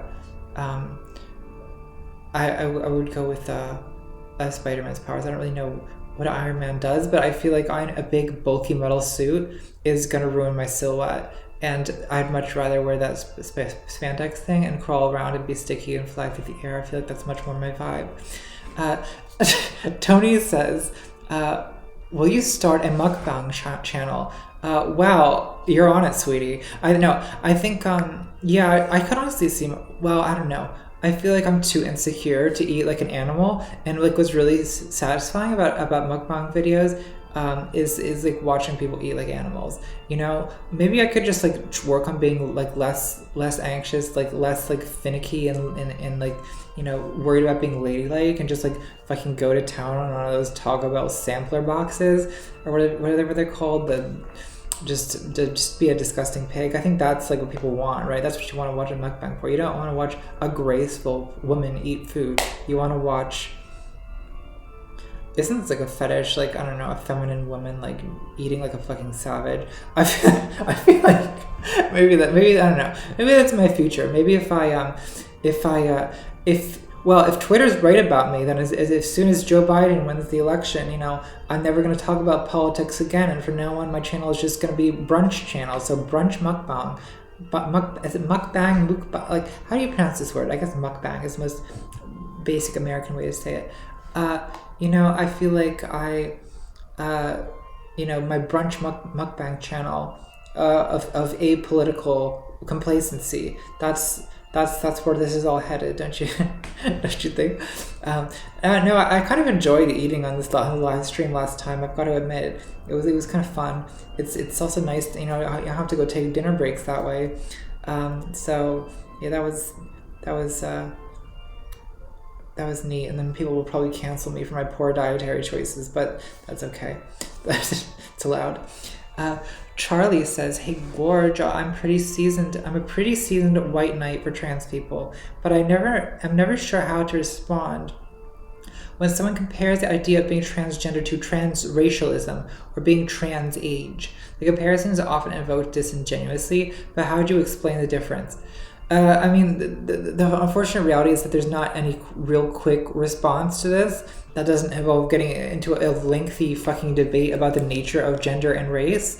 But I would say that the quick response is that like transgenderism is a psychologically real phenomenon that exists in many different cultures for hundreds or thousands of years, whereas transracialism, it seems to be isolated to like, you know, either non-white people trying to pass as white for survival reasons, which is a different thing, and you know, is a phenomenon that deserves to be analyzed separately because it exists for very different reasons as transgenderism. Actually, we should not be saying transgenderism. There's no such thing as transgenderism. There's transgender people, right? And I know you didn't say that, I said it, but I'm correcting myself. You know, when you talk about people like Rachel Dolezal, like there's not very many of these people. I mean, I understand that like, oh, low number doesn't mean that they're not, but like it's literally like a handful. Like when it comes to like white people identifying as black or whatever, it's like a handful of like pathological liars. Like, it's not a real phenomenon in the way that transsexualism is a real phenomenon, right? It's not a question of, I mean, because I guess I've given you a short answer. Can I give you a medium answer? Like, I suppose that I would say, like, look, with transsexualism, you have, like, you know, individual gender expression is variant, and being transgender is just an extreme version of variant gender expression. That goes insofar as to include, like, body dysphoria, whereas transracialism is trying to adopt an ethnic heritage that does not the people that you belong to. You know what I mean? It's like it's a different group. It's claiming group membership in a group to which you do not belong, whereas transgenderism is more a matter of individual anatomy and expression. If that makes sense. That's what I mean. Obviously, like, TERFs will dispute that and say, well, no, you're claiming membership in the female sex class when you don't belong. I mean, first of all, I don't know that I am claiming. I don't think I am claiming membership in the female sex class in the sense in which they mean it. But so no. Okay. Actually, I think that's actually a pretty good answer that I just gave.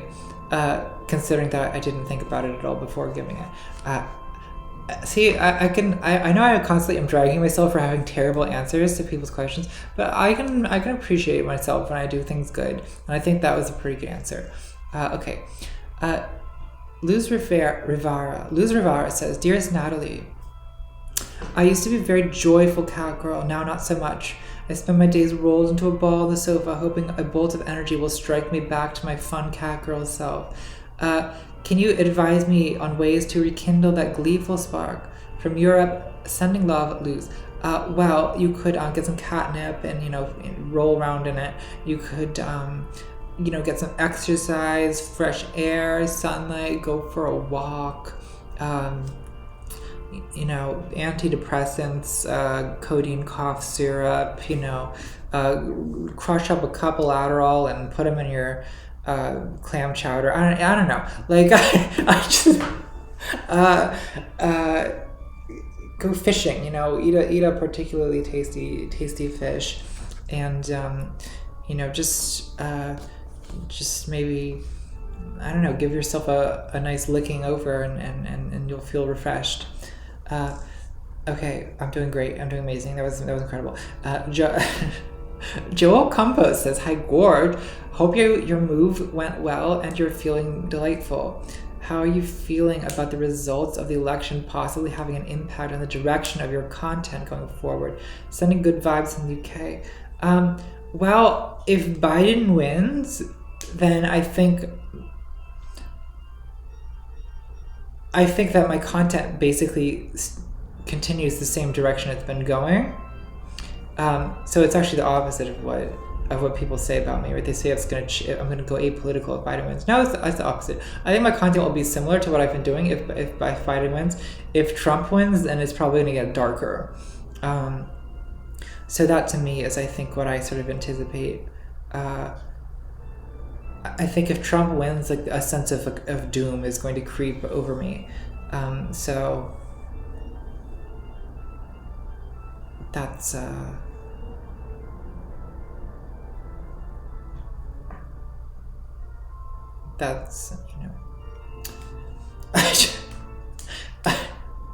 I'm talking about codeine cough syrup too much. You gotta stop mentioning that. Okay.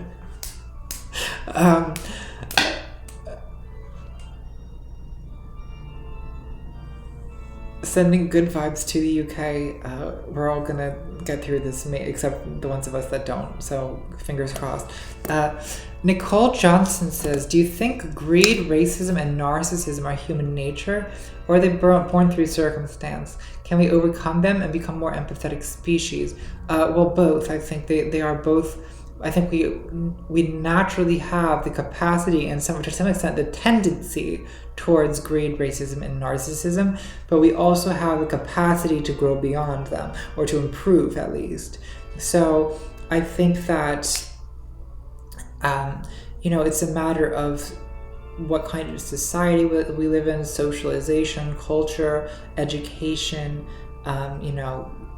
various contextual things will kind of get people to behave better, to be better, to be more empathetic. These things can be encouraged, to be less racist. These things can be discouraged, right? I think oftentimes narcissism is actually a response to some kind of trauma. Like, isn't that true? I think it's true. I don't know. So, a world where people are traumatized less could mean a world with less narcissism. I think that humans are always going to be troublemakers. We're always going to, society's never going to be perfect. Humans are never going to be perfect. There's always going to be bigotry. There's always going to be racism and greed and narcissism. But we can improve. We have improved. History has shown that, both that humans are always a mess and will always be a mess, but also that it's possible to make very real progress. It's possible to change things, and it's very much worth trying to do that. So that's my general take on that.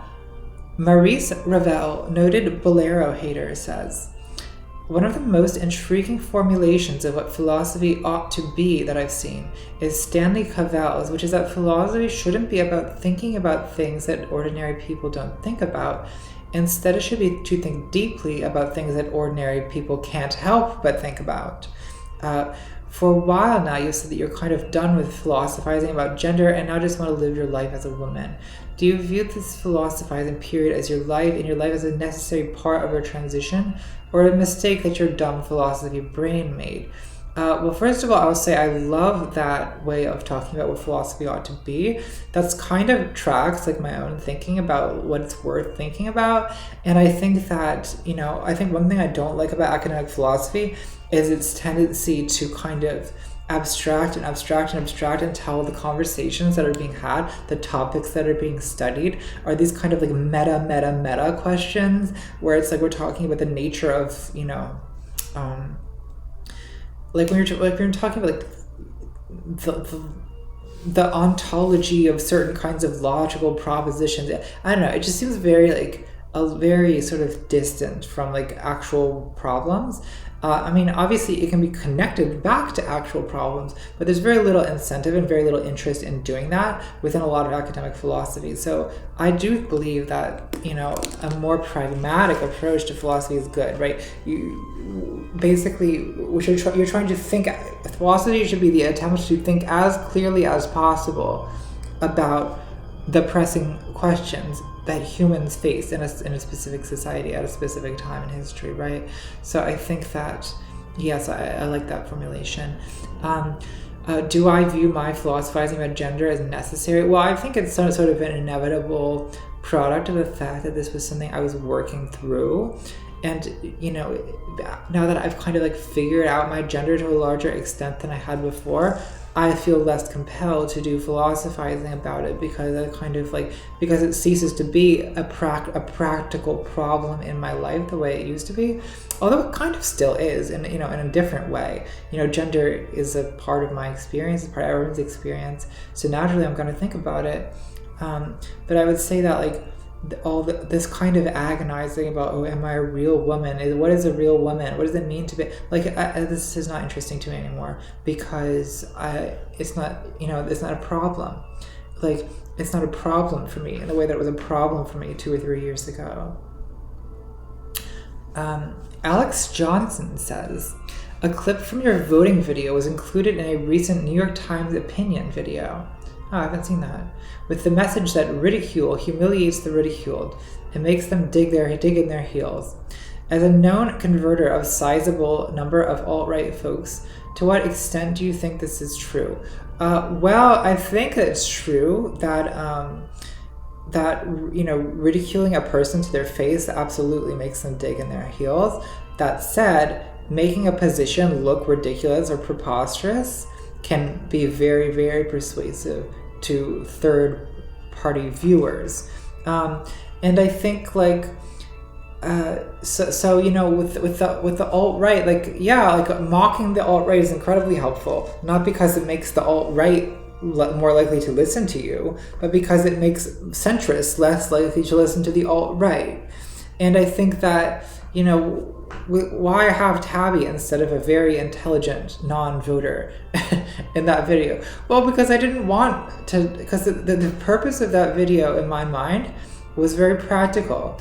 I wanted people to vote, and I wanted people to take less seriously the people basically railing against voting on Twitter. You know what I mean? I wanted to be dismissive towards those people because I think that people should vote, and I think that the people being like, no, it doesn't matter, don't vote, you're wasting your time, you're just being complicit in an evil system. Like I feel like these people are very loud, at least in my social media world. That voice is very loud, it's very prevalent, it's very common, and I think it's damaging. So I wanted to kind of like take the seriousness out of it a little bit, and so yeah, I was a little bit dismissive of it, I suppose, because like, I don't know, I'm also the people who are like dead, who are like their minds made up, they're not voting. I'm not really interested in talking to those people in this video, you know what I mean? I'm interested in sort of like using my platform and my, you know, such, to the extent that anyone takes me seriously, I wanted to use that power to be like, no, actually voting is good. And actually, the people saying that it makes you a liberal stooge or whatever, they don't like, this is not, they don't have a real plan themselves, you know? So obviously, like, some people are going to be mad about that because, like, look, there's people who I respect who don't plan to vote in this election, and there's people who advocate against it even.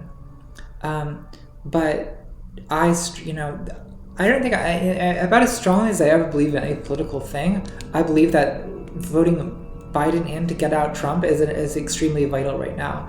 And so, you know, we can maybe have a more abstract conversation about electoralism after this election, as far as I'm concerned. But at the moment, like, I feel like action is what is needed. And so this video is really more about action than it was about ideas.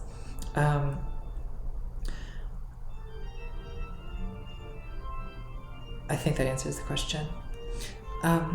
Shane the Slayer says, hi Natalie, hope you're doing well. Love the new rug in your office, thank you. As it is spooky season, what is your favorite kind of supernatural creature? I personally love vampires. Have a great rest of your week and take care. Oh, I love vampires too, Shane. That's also my favorite.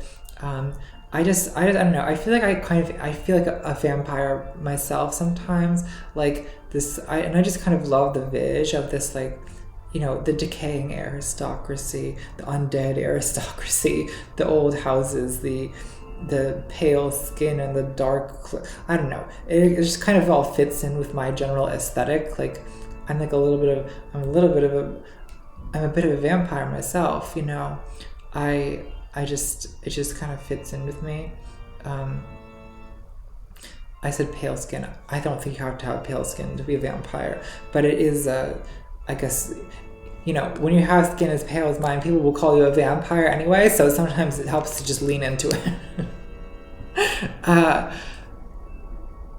Oh, it's this one. You don't get a thank you, babe. Says, why is Halloween the best holiday, and why is it a full moon good temperature Saturday Halloween on the COVID-19 year?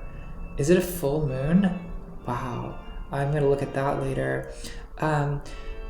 Well, it's the best holiday because costumes, and because you spend it with you know, your close friends instead of your extended family. because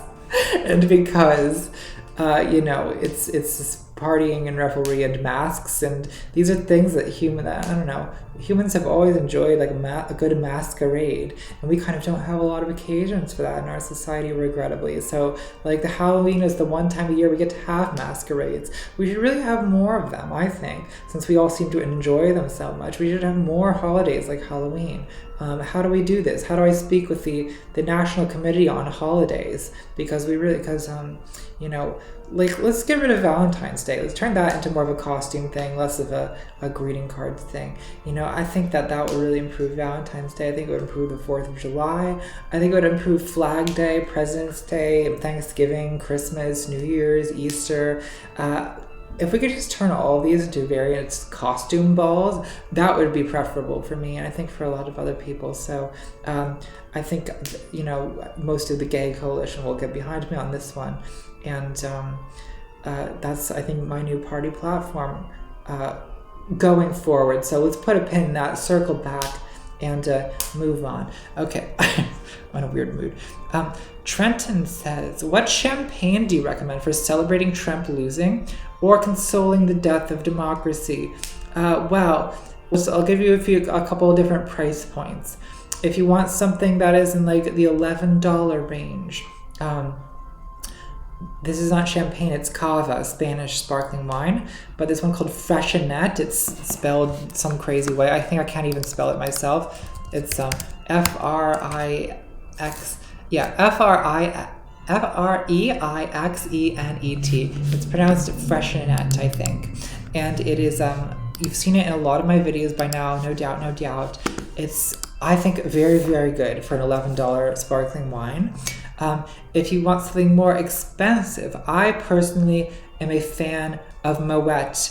What is it? Just Moet Imperial, right? It's very buttery, very kind of like pleasant. It's my favorite champagne. A lot of people also like Veuve Clicquot, which is it's kind of more of a citrusy taste to me. I think that's how I would describe it, like more like sort of lemony. I don't know. They're both good, honestly. So those are kind of the $50 range options. So good luck with that. Also, I think Moet is a union wine. So if you're a proper leftist, you want to be a champagne socialist, I suggest French champagne. I think a lot of it is like good unions for champagne. So it's you know, it's an ethical luxury purchase. So let's see. I'll have to do a tasting stream sometime. Wouldn't that be fun? Let's see. Sonia Neuroperito says, as a manosphere expert, do you have any tips on raising happy boys that will end up happy adults? Ooh, that's a good question. Well, yeah, I would say, I mean, I don't know, I have never raised a child, but I would say that it's boys who socialize early with girls, it's like that seems to be a good idea. If you can, you know, find like platonic girlfriends for your boys to hang out with. Try to have at least one female child if you can manage that. I think no, I don't know if that actually helps. Well, yeah, I don't know. What are we gonna do with boys? I guess it's kind of tough, right? Because it's, I think boys they'll if you try to raise them, you know, constantly telling them to respect women and blah blah blah. I think that there's going to be a tendency to rebel against that. It's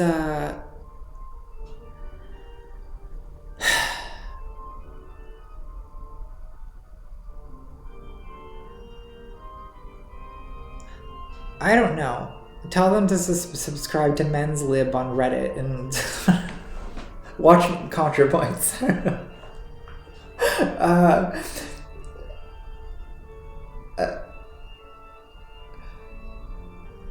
Yeah, so I guess I mean I kind of haven't thought, to be honest, I haven't thought a lot about like about raising a child. I would say that because I kind of come in my role, and this is later on once the damage has already been done. So I sort of know how to sort of backpedal some of this awful stuff. But I don't know. Raising children. Is there any way that you can raise them on a different planet? Like a planet where things have sort of socially evolved more? If you could find a way to raise your children in, like, I don't know, Sweden, for instance, that could be helpful. I don't know. Joseph K says, hey Nat, I've got 2 questions, one fun one and one serious one, pick whenever. Any plan to do a video on QAnon? Maybe. I think it would be a wild ride. The other question is, would you rather fight one horse-sized duck or 100 duck-sized horses? I think 100 duck-sized horses. I don't know. One horse-sized duck, I don't think I'd stand a chance. Max Stroud says, hey Gorge, I was wondering if you had watched Dragula, and if so, do you plan on watching the new Halloween special? I have not watched it, but I should, and get some more ideas for my gothic viz. Well,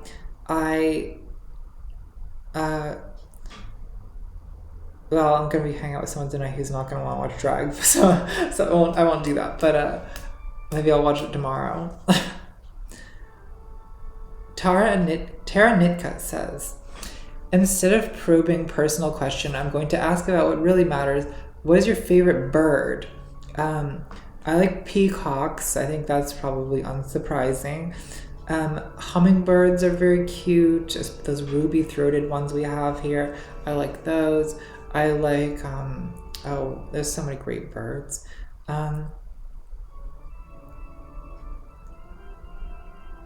Owls are spooky and cool. I just kind of like birds in general. I wouldn't want to keep one as a pet. I kind of don't believe in keeping one as a pet. I had, growing up, a pet Quaker parrot that was very unhappy to be a pet, I think. And that's kind of turned me off the idea of owning pet birds. I don't think it's right to keep them as pets. They don't want to be in cages, you know? I don't know. I guess it's probably nice, whatever. I love how like after making a whole thing about how I eat meat and I'm not going to change, now I'm taking an ethical stance. I'm taking an ethical now, free the caged birds. That's not, well, yeah, ravens for a goth vibe, crows, though they're horrible, but their horribleness is kind of fascinating. I don't know what else is good in the bird category. We always had a bird feeder in the backyard when I was growing up, and some of the nicest ones were those cardinals. We have cardinals, bright red cardinals, and blue jays. Those were always beautiful, but blue jays are such assholes. Gabriella Youngme 69 says, hi Natalie, voting was a very cathartic video. I ideologically agree with online leftists, but hate the irresponsible aiding anti-voting grift, losing my mind over their lack of regard for genuine material differences in Biden versus Trump policies, and the insidious systemic and social effects of having Trump/GOP in power. Yeah, agreed. Do you think that leftist skepticism towards mainstream news media has hindered their ability to inform themselves on the situation we're in? For example, thinking that CNN or New York Times calling Trump a fascist is just lib hysteria over political norms. When if they just stopped and read the facts plus academic and historic analysis, they might take it more seriously. Thanks for all that you do, and hope that you're doing well despite the state of the world. Do I think leftist skepticism towards mainstream media has hindered their ability to inform themselves on the situation? Yeah, I think that's part of it. I think that if all your information about the world is coming from leftist podcasts, then yeah, you might not have a clear sense of the difference between Biden and Trump, and the fact that it actually does matter a great deal, and that there actually is a big difference. Although obviously Biden, having a Democratic administration in the United States, of course, comes with its own problems, and of course America's still an evil country and all that. But the suggestion that it does not matter is very uninformed. It's very uninformed to suggest that it makes no difference. And I do think that I think the dismissal of any kind of mainstream news probably does have some role in that. I don't know. I think I just totally agree with everything that you're saying. I don't really have much to add about that, except to say yes. I agree. Jesse Callahan, is it Callaghan or Callahan? I guess I want to pronounce it Callahan. That's my inclination. What is your favorite sounding word? I'm particularly fond of multiplicative. Oh, we had this question earlier. Well, I can answer it again with something new. A favorite sounding word. Um, uh, oh. Meniscus. I like S's. I like sibilants. Meniscus. Isn't that good? Snaky. I don't know. Maybe I'm a. What is it from Harry Potter? A snake tongue. What are they called? Is it parcel tongue? Is that right? Doesn't sound right. It is parcel tongue. I want to be a parcel tongue because I like S's. Sassafras. That's too much. That's going as too much. I want to put the tabby fangs in now and say these words. Tabby. Oh, I should put fangs in because I'm a vampire. Nasty Pupy Beehole says, "Hey Nat, I was wondering if you're familiar with the films of Peter Greenaway, most known for The Cook, the Thief, His Wife, and Her Lover. I think you would particularly love The Draftsman's Contract. It's a period piece psychosexual romp with a Baroque Purcell-inspired soundtrack. His background before film was in painting, so his composition, sets, lighting, and such are all still gorgeous, and it may be of interest as a new house affords you more creative freedom for sets and shit." So I have seen The Cook, the Thief, the Wife, and Her Lover. The lighting in that is very gorgeous, very much like a theater production, more so than a movie set. That did influence me, and it also has a kind of somewhat Baroque-ish kind of soundtrack. I have never seen The Draftsman's Contract, but your description of it has already sold me, and I will definitely check that out, because you think like I think. You're right, I am looking for inspiration for sets, lighting, etc. on this old house, which is so begging to be filled with postmodern and new Baroque madness. Lavina Johansson says, Lavina. Is it Lavina? Lavena. I think it's Lavina. That's my best guess. It says, "Hey Natalie, do you think candy corn is disgusting and hate it? Or do you know candy corn is gross and love it anyway? Those are the only options, obviously. Also, thank you for the beautiful and inspiring content you make. You're very welcome, Gorge. I know that it's gross and I will eat it, but I wouldn't want to eat it more than once a year. I think that, October, it's more morbid curiosity than anything. I say that drives me to put that into my mouth. But I think my life is a little bit richer for it. So I'm glad we have it. Madeline Cannon says, "I don't have a question. I just wanted to say your voting video was great. I just cast my vote for Biden in New York City and it felt so good to vote against Trump." Yeah, that's really the thing, isn't it? Is the satisfaction of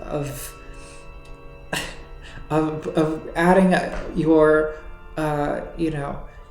adding your contribution to the stack of highly visible anti-Trump dissent, right? Not that Trump is likely to ultimately, well, he's going to dismiss it, but it's still going to bother him because he knows it's not rigged. He's just a grifter. His followers don't know that it's not rigged, right? But Trump, if Trump really loses his election, he'll know, and it'll bother him. And more importantly, he'll have to leave.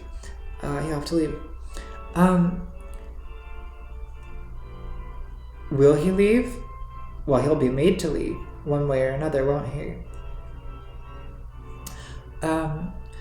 Madison Deluxe says, "Hey Gorge, no question this week, just wanting to send love and positive vibes. We're all going to need them to get through this next week." Yes, thank you, Madison, and sending positive vibes back because it is going to be a tough one. Balaj says, "Hi Nat." I remembered how to pronounce it. Balaj as in pleasure. Here's a topical question about the way the age of Biden is made fun of in US media. As a foreigner, my exposure is admittedly limited, but I do find it a bit worrisome that these jokes often seem to take the form of the mockery of dementia, ageism light, if you will. Do you think that playing the Uncle Joe senile card has any meaningful effect on voters? Considering that the current POTUS is also over 70 years old, it just seems a weird double standard to me. Anyway, sending you good vibes from Hungary. Thank you, dear. Yeah, I agree. It is weird for one senile old man to make his primary objection to the other one that he's a senile old man. Like, it's strange, and I do think that, like, yes, it absolutely plays into ageism. 100%. I mean, Biden, the thing about Biden is, like, is he all mentally altogether? No. But that guy hasn't been mentally altogether ever. Like, even, this is a person who's like, I mean, I remember this when I was working in the Obama campaign. He's notorious for misspeaking, for saying outrageous things, for embarrassing everyone with it with his gaffes. Like, this is not really an age thing. It's a Biden thing. So yeah, I do think that, you know, it's pretty common, but it's also nothing new. Like, ageism is a very, very routine thing that goes on in presidential elections. But it's you know, it's kind of, I have mixed feelings about it, because on the one hand, I do think that ageism is wrong. There's a lot of professions and industries where discrimination against older people is actually very bad. However, the politics of presidential elections is not one of them. We are ruled by the elderly in the world, in politics. You know what I mean? Like it's actually one domain where, yes, the ageist rhetoric is there, but it's largely people over 60 who run the show, right? They dominate, in fact. So, you know, yeah, that it's the ageism. It does kind of rub me the wrong way, because it's something that is insidious in other contexts. But in presidential politics, it's a gerontocracy, you know?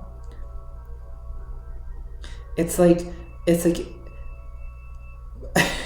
yes, it seems bad to mock someone's age, but on the other hand, when we are so overwhelmingly ruled by old white men, it's, you know, I think that sort of counterbalances a little bit the fact that in general it's not good to go after someone's age. The fact that, you know, these hits against these you know, going after people for their age seems not to be much of a political liability. In other words, right? It doesn't seem to hinder people becoming president. Age doesn't seem to hinder people becoming president. In the way it might hinder you in a different line of work, which kind of is crazy. Laura M. and Voska say, "Hi Natalie, Laura here tonight. Thank you for the voting video. It was lit watching you take off your metaphorical gag / literal COVID mask. Glad you liked it. So it's time for me to be more publicly creative. Alas, I depend emotionally on what I do.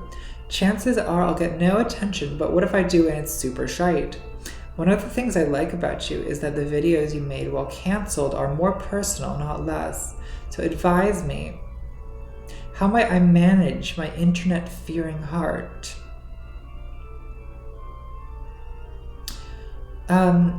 Well, I think that in a way, being personal, like, in a sense, you're making yourself more and more vulnerable. You're making yourself, you know, you can be more, you can be attacked, you can be hurt, right? When you put yourself out there, people know how to hurt you. But I also find that talking about personal stuff, people sympathize a little more with you when you talk about personal stuff, you know, than when you talk about political stuff. So in a way, you know, getting more personal after being canceled, in a way that was, I mean, in some ways it's making myself more vulnerable, but in another way it is kind of playing it safe, in that, you know, if I'm making a video about my sexuality or my struggle with like a secondhand embarrassment, or about, you know, those other things that I've made since the canceling video, I do think that, like, there's sort of less to cancel me over when I'm just talking about me. So I also do think that, you know, if you sort of put yourself out there as a human being, like, I don't know, I think a lot of, you know, yes, some people will try to hurt you, but a lot more people will also kind of see the humanity in you, and it makes them feel less alone, and there can actually be a kind of pleasant sort of bonding that can happen over, you know, your shared vulnerability. So I'm not going to tell you to do it because it does come at a cost. It is risky, but if it's something that you want to do, you know, there can be rewards as well as drawbacks. Absolutely. I need to get some water real quick because my voice is kind of getting scratchy. I can just feel it. But I will. We're making pretty good progress here. I'll be right back.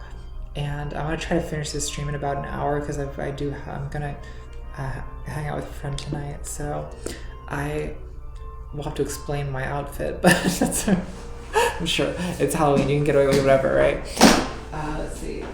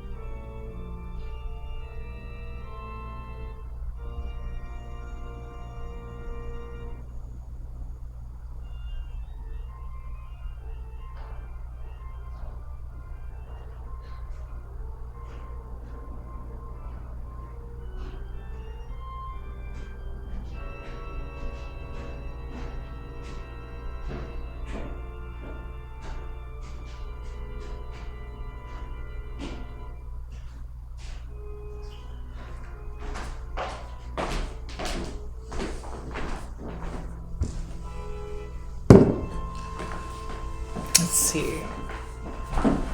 Now, where were we? We hold this fish to be so. Hey, how are you? Let's change the music.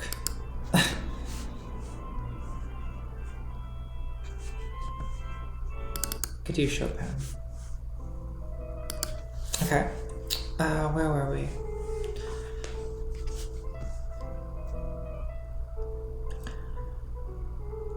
Melody Isa says, "Hey Nat, I'd love to ask a question, but I can't think of anything right now that's worth asking, so I'll just say I love your videos and appreciate not only the thought that goes into them, but the artistic creativity that makes them really gorgeous to watch.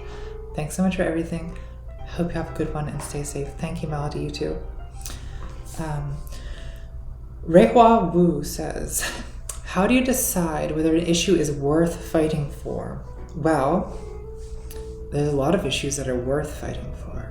I think any issue that matters is worth fighting for, but I suppose that the decision, the thing is you only have so much energy, and you only have so much time in your life, and so you have to, we talked about this a little bit earlier in the stream, right? Why do I focus so much on LGBT stuff? Because I think it's an issue where my fight makes a difference. And that may be more so, I think, with, that type of activism. I think with like the gender stuff too, I seem to be good at that, right? Being sort of a feminist advocate, I'm good at that too. And I feel like I'm at least I have a history of being pretty good at like talking to boys or talking to young men anyway about feminism, whereas I sort of like I feel a bit more helpless in the face of some of the more systemic things, you know? Like, I think it's important to do systemic analysis and to understand how our world works and what the big problems are, you know? But at the same time, I also feel like I don't think I can't. I'm a YouTuber, you know, I can't end capitalism. I cannot end capitalism as a YouTuber. I don't even really know that I can make a dent. I don't know that I can stop the factory farming industry as a YouTuber. I don't know that I can, what's another one? But I feel that, like, you know, when it comes to like these cultural shifts, like that's where media really can make a big difference. And so that's kind of what I focus on. And it also is kind of what interests me, right? Like choosing a fight is also about, like, you know, it's about like following passion. And I've more passionate for some issues than other. It doesn't mean they're objectively more important, but pursuing a particular issue because you're passionate about it is a valid reason in and of itself. I feel like I will say one thing about these big systems, because I know I've been doing a lot of like doomerism, like hopeless sounding stuff on this stream.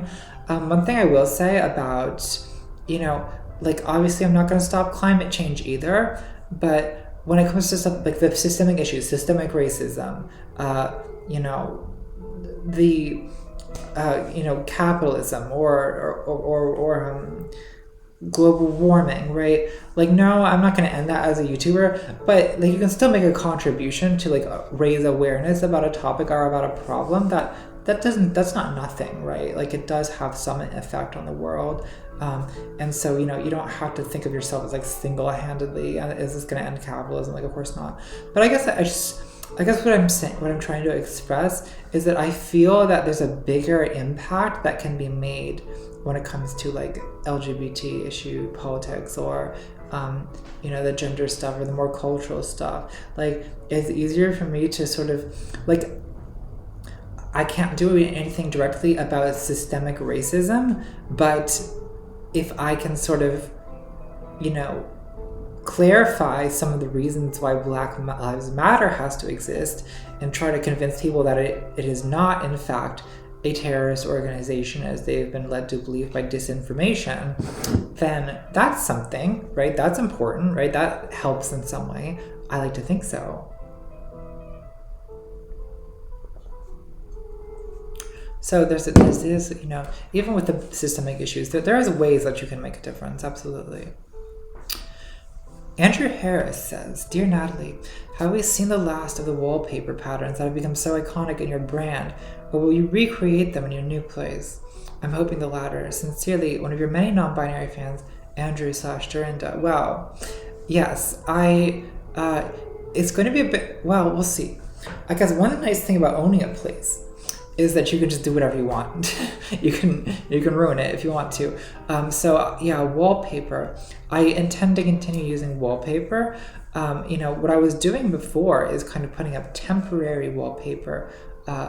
Well, did you? Oh God, I've got to get the behind the scenes out for just this part one, because there's also a wallpaper bit in that where because what I will do is I have a method of like taping it up, basically, because I was renting an apartment before. I can't be pasting wallpaper to the walls, so either I would get like temporary wallpaper, or more recently what I would usually do is get like, you know, nice high quality wallpaper, and then instead of pasting it, I had this method of sort of using tape for a temporary application. And yes, I intend to continue using wallpaper.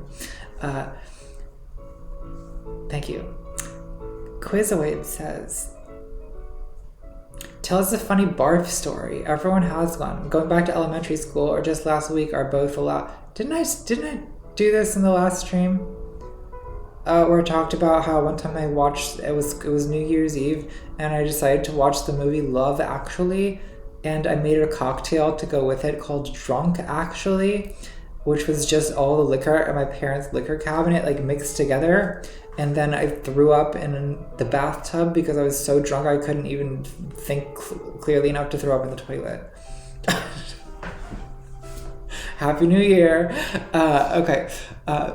Beatrice said,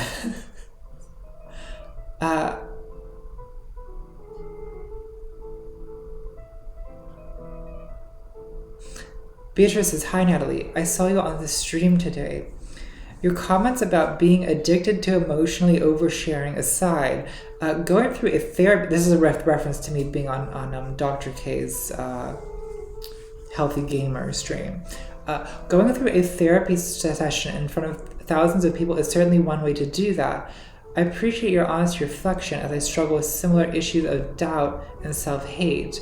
I remember watching your gender dysphoria video and it helped me process a lot of my own feelings about myself. I guess I just want to say that I appreciate everything you've done and are continuing to do. It helps a lot. Thanks, Beatrice. Thank you. You're very welcome, Gorge. That's very kind of you to say. And I'm glad it's been helpful. Sylvia Sophia Siliprandi says, when I was a child, my parents signed me up for piano lessons. I wanted to do ballet. So I grew up with this struggle. Last year, ballet classes for adults started popping up in Milan. I signed up immediately, paradise. But all I got to hear during lessons was piano music. And there it was again, the old struggle. Until I realized I could imagine you playing. For the first time in life, my brain associated piano music with pure joy. Piano and ballet reconciled. Miracle. I'm now trying to get used to the other world. The idea of a real piano stream might actually happen sometime soon. Because dancing while you play, go ahead and kill me. Yeah, we'll have to do that, won't we, Sylvia? You know, I think a lot of people have like piano trauma from being forced to take lessons as a kid. It's too bad because it's a good instrument. It's fun. It's such a joyful thing to have in adulthood. But when you're sort of forced to do it as a kid, well, no, you're not going to like anything that you're forced to do. If your parents like forced you to go to a room to be taught how to play video games once a week, you'd hate video games. You know, like it's yes, it is the norm for ballet lessons to have piano accompaniment is my understanding. And that would be a fun gig, wouldn't it? Ballet pianist. Well, I'll try to do a piano stream for you, and then you can live your fantasy. PJ Log says, hi Nat, you mentioned in a previous stream that you have listened to the Red Scare podcast. I've also found myself listening to this podcast since quarantine as a guilty, potentially cancelable pleasure. Yeah. I'm wondering if you have any thoughts on them or the anti-woke left. Happy Halloween. Well, yes, I do have thoughts on the anti-woke left. I mean, so here's the thing. I know I've been hammering on this, or like, what is the word? Harping on it? I've been harping on this all stream, but like different personalities have a place in the left. And I think that I have mixed feelings about the anti-woke left, right? The dirtbag left, as people call it. On the one hand, I think that they identify a real problem, which is that a lot of people, often myself included, simply cannot stand the hypersensitive, sanctimonious, joyless, humorless, hyper-moralistic left. And I totally empathize with feeling frustrated with that and just wanting to be an edgy, irreverent asshole because there ought to be room for that and rebellion, right? At the same time, so oftentimes this kind of anti-woke stance can then just veer into just straight up being a horrible person or being a bigot or just humiliating people who are already humiliated. You know what I mean? Like on the one, like, okay, so I get not wanting to be super, okay, you don't want to be sensitive about language and you want to, say ableist slurs and you want to say, bad words. Okay, like, I understand why people want to do these things, but if it gets to the point where you're just literally like mocking marginalized people, I don't know. It's a tightrope, isn't it? And I think that there's just no easy answer to it. I will say that I don't know. If you create a dualism of woke scolds versus dirtbags, the ideal is somewhere in the middle, right? But that's, of course, create two extremes, and the center always seems reasonable, right? So, and everyone has a different idea of where the right point on that continuum is. Again, to some extent, it's a matter of ethics that can be debated. To some extent, it's a matter of personality. Personality-wise, I do lean toward the edgy side, but I think because I'm trans, also I'm kind of sensitive to the ways that like comedy and edgy comedy is often just kind of just lazy like abusiveness. So those are my thoughts.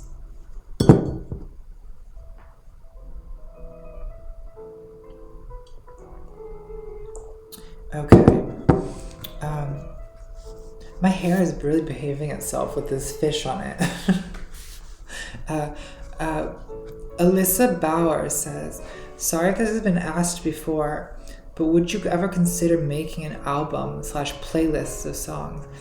As someone who's skipped to the end of What's Wrong with Capitalism Part 1 just to hear your cover of Bring It On Home to Me, I love more content like that. I hope you're staying hydrated.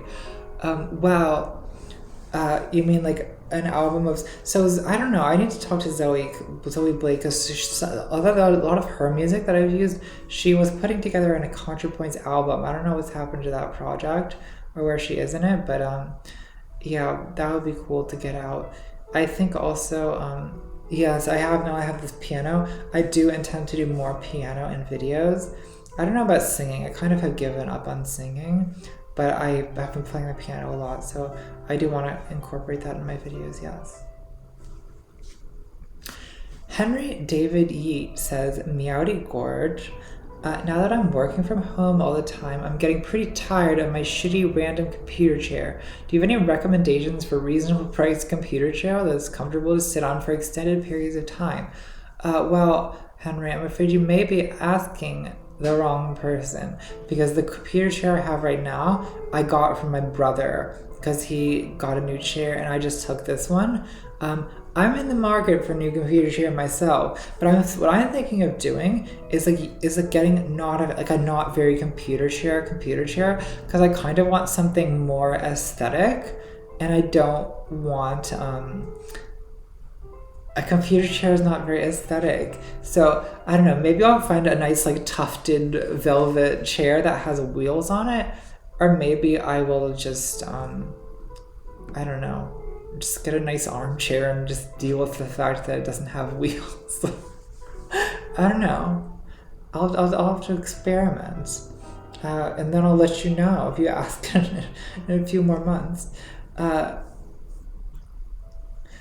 Chad Langford says, Hi Natalie, not sure how to word this. Apologies if it sounds awful. I've had some gender identity issues and can never reconcile how I feel and want to look with the knowledge that gender is socially constructed. It makes me feel a bit crazy. Did you ever experience this? I've settled on just being as neutral as possible, not to offend anyone and stand out. Let me see.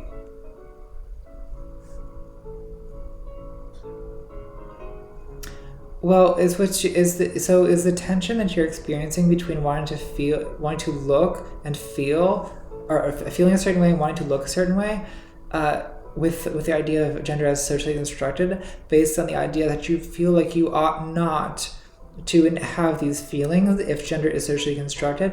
Well, a lot of trans people wonder that, right? With a socially constructed thing. Like, I think most trans people wonder, if gender is entirely a social construct, why do I have this internal sense against all my socialization and upbringing that I'm the wrong gender, right? So, well, look, I think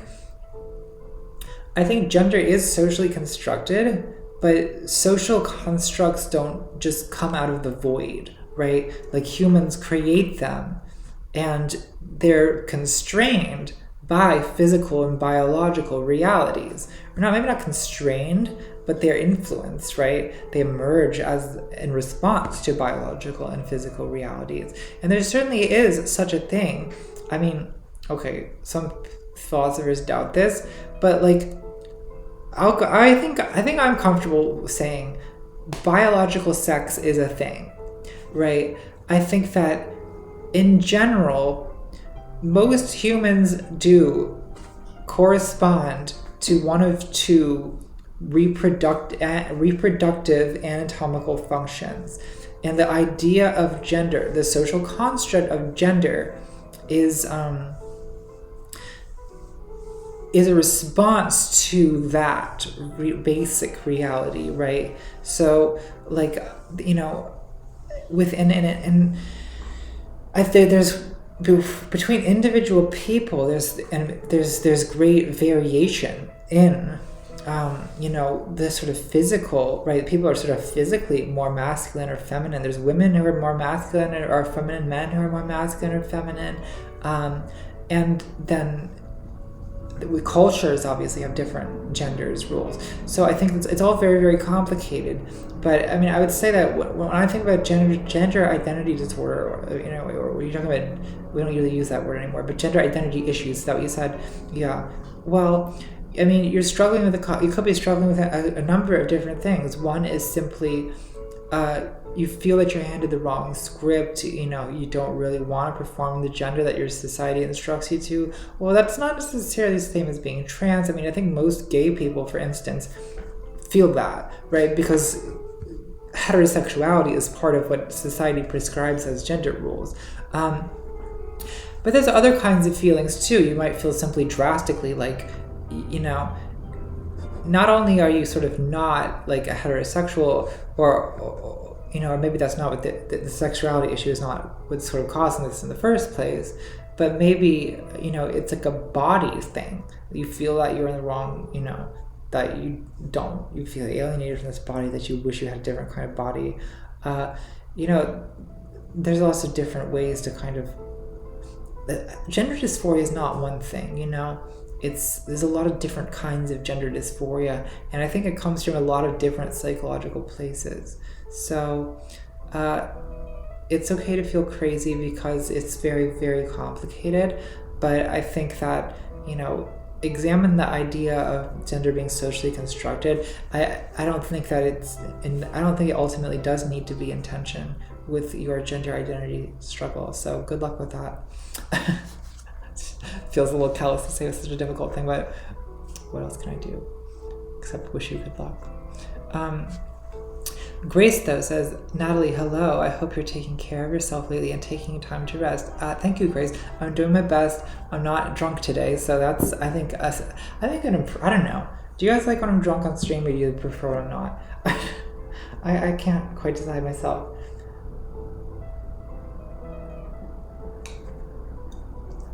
I gotta say, even with as little as we've seen of your new place as you get settled in, it feels very on brand for you, and I'm excited to get to explore the possibilities afforded by not renting anymore. Maybe not right this perilous moment, but have you felt inspired by the house itself? Are there ways that you can share that it might inform the aesthetic of your later videos? All the best. Yes, I am inspired by the house. The house is very pretty.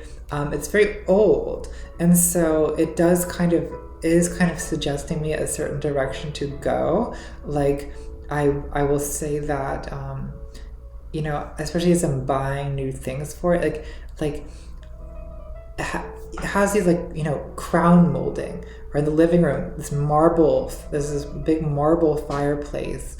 That's, you know, there's a certain kind of furniture that looks good with that. And it's very much in line with, like, the kind of sets that I've already made.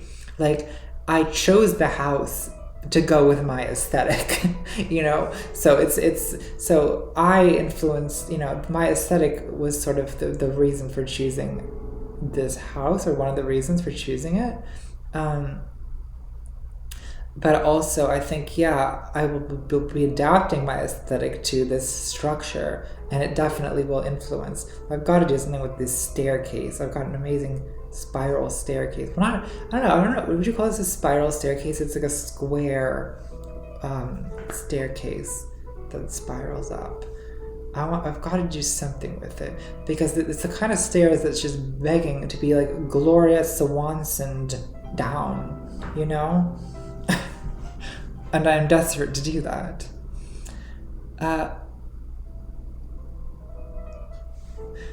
Alex Manzoni says, "Hi Natalie, when Trump got COVID, I wasn't hoping he would die, as I think we are supposed to be better than him. But as you said, I love the idea of seeing Trump's reaction to a crushing defeat. And the same for arrogant own the libs Trump supporters. Is there something wrong with that, you think, or not?" Well, I mean, this is all very much like the topic of the, Justice Part 1. I don't think it's just inherently wrong to have these vindictive feelings, no, especially under the circumstances where someone has done truly horrible things. I think feelings of vindictiveness should be accepted. Like, it's okay to feel them, especially in situations like this where someone really fucking deserves it. But I also think that vindictiveness is one of those emotional tendencies that is always worth keeping an eye on. Does that make sense? Like, allow yourself to experience, but keep an eye on it, because it can grow into something ugly and it can mutate into something dangerous. That's my feeling about vindictiveness. I mean, I admit that I was like fully experiencing the Schadenfreude when Trump got COVID. I mean, it's like Dan Savage said, it's like Reagan got AIDS. Like I'm gonna feel feelings about this, and I felt feelings about it. But however, I also try to stay self-conscious about it and try to be aware, I'm indulging in sadism, which is okay sometimes, but also keep an eye on it, don't let it get out of control. Kelia says, I haven't worn red lipstick like this in months, and I'm actually really liking it. I don't know. I should go back to wearing makeup. That was good. When I used to do that. Kelia says, sorry Kelia, I interrupted you to talk about myself.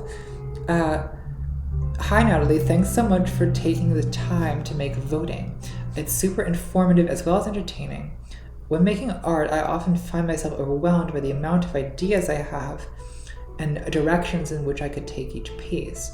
One topic spirals into another, and suddenly I'm down a rabbit hole that had nothing to do with my original idea.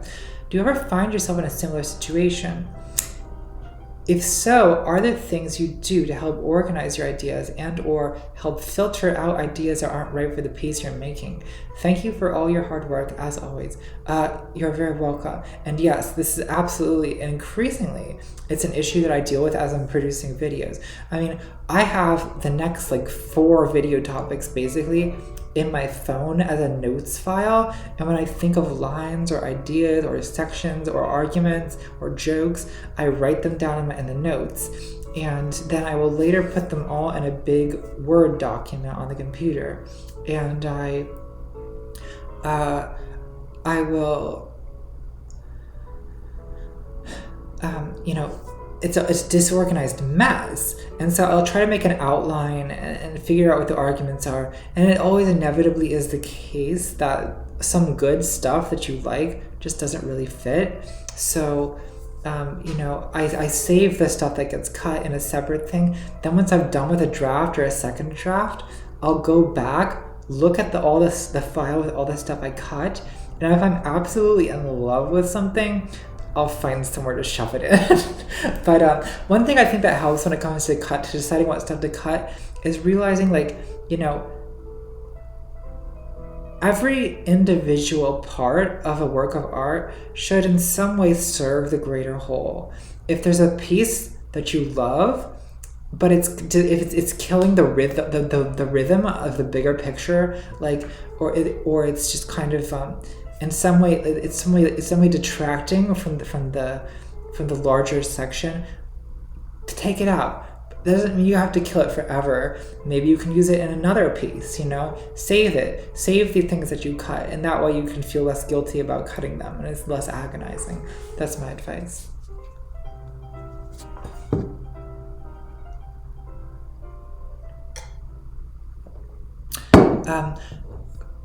Kristen Skittles says, "Hey Gorge, happy late birthday. I was wondering," thank you. I was wondering, I've noticed in your videos when you've joked around about astrology, you mentioned you're a Libra sun, Pisces moon, Scorpio rising. Is that true? Because if it is, we are astrology twins, because so am I. Well, twin, it's true. Not that I think I really believe in this stuff, of course, but it can be quite fun and interesting to look at. How do you feel about astrology as a whole? Anyway, love you and hope all is well. Yeah, well, we're fully we're fully natal chart twinsies. At least sun, moon, and ascendant. But I think astrology, I think it's fun. I think it's kind of a, it's like the femme equivalent of talking about sports. You know what I mean? It's just kind of a neutral conversation starter that shouldn't be taken too seriously. I don't attribute great metaphysical significance to astrology, though some people, I don't know. Some people do. I find it as far as metaphysical systems go, to be less harmful. Assuming that we're not all. If a day comes when we start discriminating against Capricorns, telling Sagittariuses that they can't sit down on the bus, well, then we have a problem on our hands. But I don't think that's, we don't seem to be in danger of that.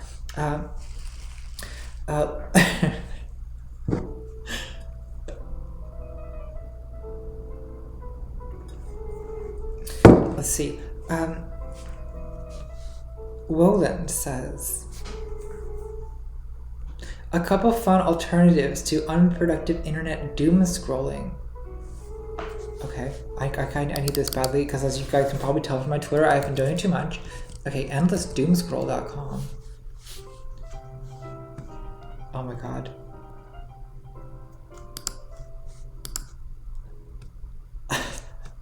Wow, this is horrible. I love it.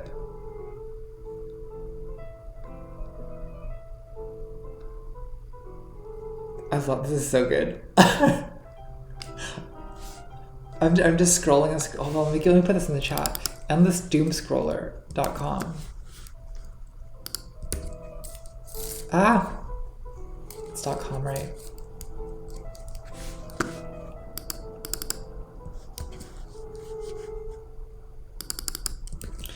It really is remarkable, like the way scrolling down this thing, like, has a very emotionally similar effect to reading Twitter. It really feels like I'm just looking at Twitter.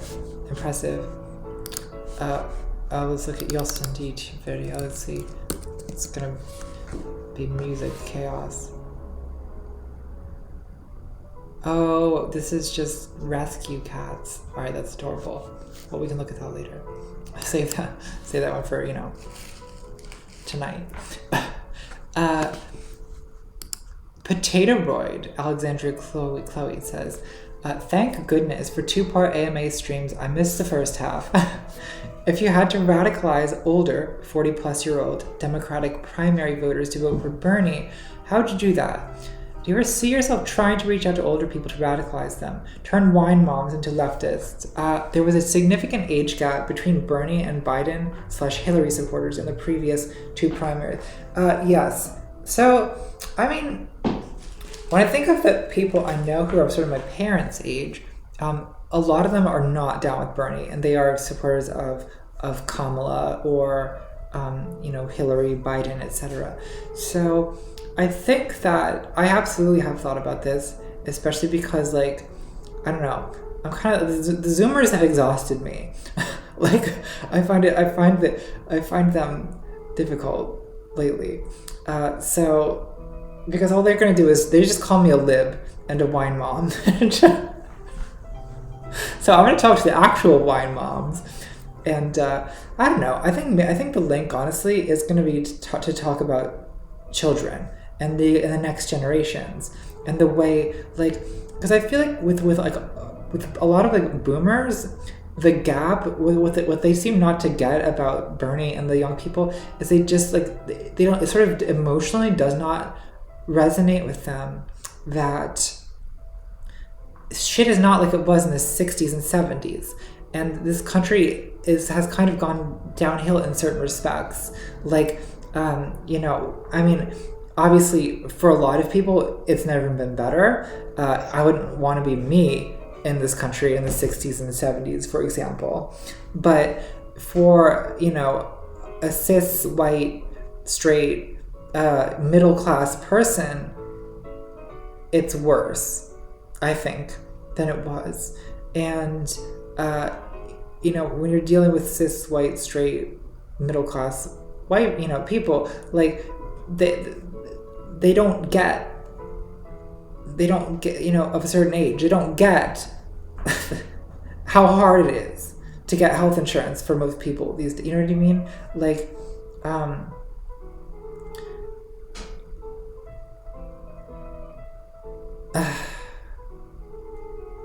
not articulating this well, am I? Well, I am a millennial, right? I'm a very successful millennial, and I'm a very lucky millennial. But I have lived the millennial struggle in the sense that, like, 4 or 5 years ago, I was more or less committed to the fact that I was going to be less successful than my parents financially, that I was going to kind of class sync, that things like owning a home were not really in the cards. Of course, that has all changed in the last 3 years. But, I understand my generation's struggles. And I think that, focusing on, like, look, don't you want your kids to get healthcare? They're going to turn 27 and they're going to get off your health insurance. Like, why do you want to risk your whole family going bankrupt because your kid gets sick? Like, I feel like that kind of argument is I don't know. I haven't really tested any of these out, so I don't know. I'm just trying to riff here in response to your question.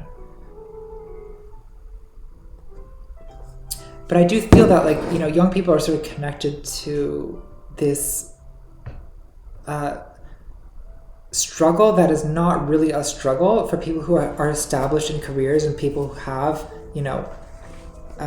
stable, like, insurance and employment and stuff.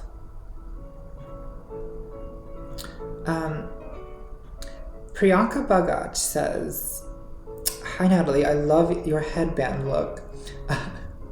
Whatever stream this was written on, this is the last one. Thank you. It's a lot of headbands on this channel, isn't it? We're really going extra now. What are your thoughts on the quality of a bachelor's degree in the U.S.? I'm friends with a lot of TAs and professors in the humanities, and they say it's difficult to flunk students who cannot do college-level work, as the administration is incentivized to retain their tuition-paying students. Yeah. I'm also seeing degreed young people enter the workforce who cannot think critically or write well. Are you also seeing these alarming trends? And if so, when do you think this issue will come to a head? Yes, I think that, the fact that most colleges are on some level kind of run like a business has an effect. And there's so much money involved because tuition is so high. They're not going to kick you out for failing. And so here's what I think. I think that you get out of college what you put in. And if you're really devoted to learning and studying, you will get a lot out of it and you'll be very educated. But if you don't care, if you just want to play flip cup for 4 years, then you will get nothing out of it. And I think that, a lot of people, honestly, the value of a college degree, a bachelor's degree has really gone down. It's very, I think that it's kind of considered basic in a way that it didn't used to be. Like, it's sort of assumed that you'll have one. But at the same time, I also kind of question, like if you're going into I sometimes get questioned by young people who are like I'm talking about 18-year-olds who, like, they're thinking about not going to college because they don't particularly want to go into a career where you need a college degree, and they would rather just go to trade school and then come out with a job. And my advice is usually, yeah, do that. Because the thing is, like, unless you really, really want to go to college, like, and you want to go and you want to learn and you want to put in the work, like, don't get a degree just to get a degree. I don't know. I think it's kind of a racket if that's what you're doing.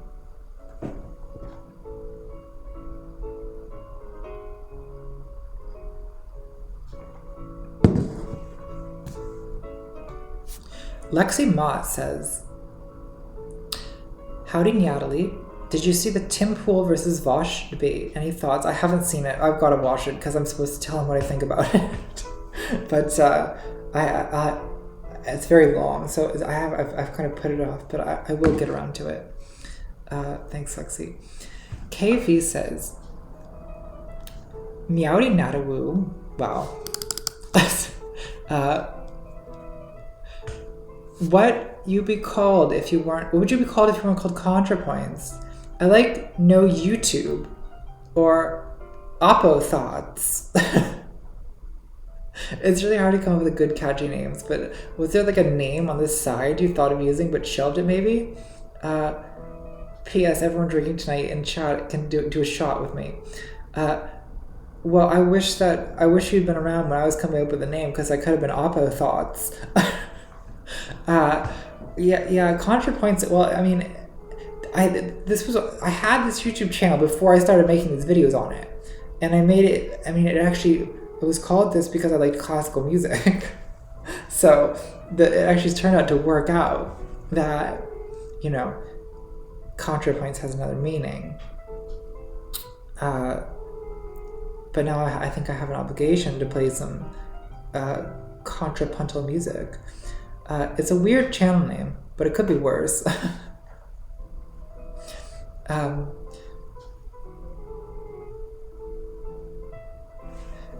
I could be named, I don't know, something really embarrassing. You know, H Bomber Girl or Lindsay Ellis. It's too bad they're not here, so I can shade them properly.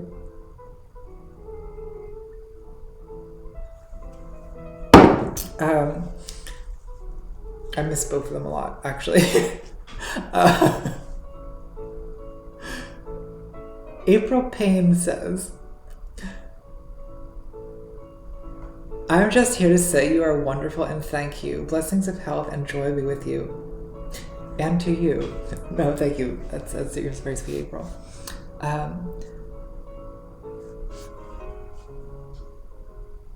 Nicole Graham says, hey Natalie, do you put any trust in the polls saying Biden will win the election? I want to believe them for my mental health, but the polls in 2016 said Hillary would win, and that didn't happen. Also, do you think the election will be a clusterfuck like 2000? Well, Nicole, I am also very cautiously hopeful. I think that probably the odds are the odds are in Biden's favor, but odds are odds, right? I mean, a lot of like predictions are putting Trump as like giving him a 1 in 10 chance. Well, even if their predictions, if their calculations are exactly right, 1 in 10 chances happen, right? So, you know, that's it's not that low of a probability. It's not impossible by any means. And it is also entirely possible that we'll have a 2000, style clusterfuck. So, I think, honestly, we have to be prepared for anything. And I'm trying to emotionally prepare myself for all three of those outcomes. Biden win, Trump win, clusterfuck. And, we're all kind of together in this, I think. So I hope you don't feel too alone with your anxiety, because we're all there with you. It is an incredible strain on mental health, isn't it? It's an awful thing. An awful thing to have to be we're all at the mercy of this horrible system. Jessica Schneider says, Hi Natalie, I recently started making my own eyeshadow for fun. Ooh, that's fun. And I was wondering what you think a ContraPoints palette would contain. I'm definitely going to put together whatever you say. Thank you. Okay, so definitely a bright red, a gold, a kind of burgundy, like reddish purple, a what else would I like to do sometimes? A kind of pink, I would say, like not like hot pink, but like a kind of blush pink, dusty rose, a warm sort of a very warm nude. By nude I mean brown, but a warm, like kind of a warm brownish sort of what is a kind of a burnt, like whatever, burnt auburn or something, and then like definitely a rose gold and a white, blinding white, glittery thing for the inner corners of the eyes. And what else? I don't do general. I do almost all warm tones. I don't really do cool eyeshadow. Although I will sometimes do a rich green, a dark green. It's hard to pull off though. I haven't done it in a while, but I've done it in the past. What else do I like? Oh, I love, this is an unusual color, but I love to do a kind of, like a turmeric kind of yellow. I really like that color.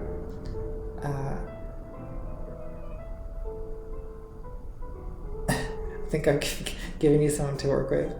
I haven't done like that turmeric yellow eyes. I haven't done that in so long. I should do that. It's more of a summer, spring color. It could be a fall color.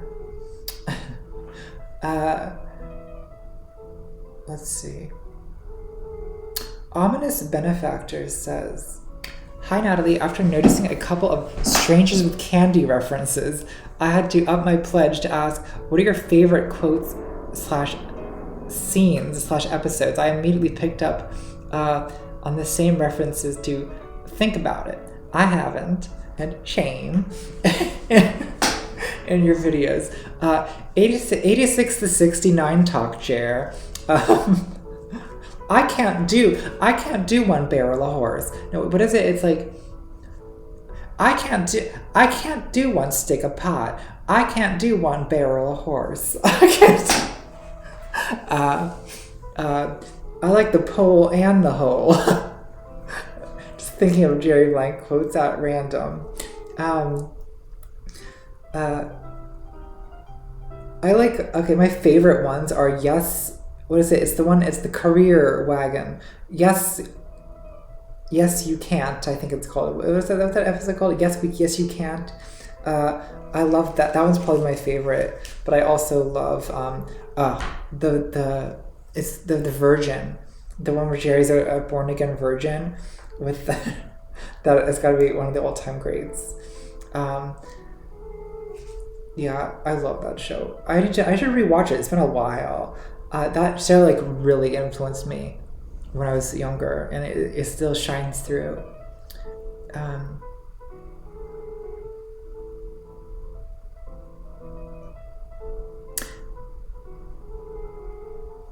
Mikhail Montoya Orte says, do you stan Dorian Electra's new album?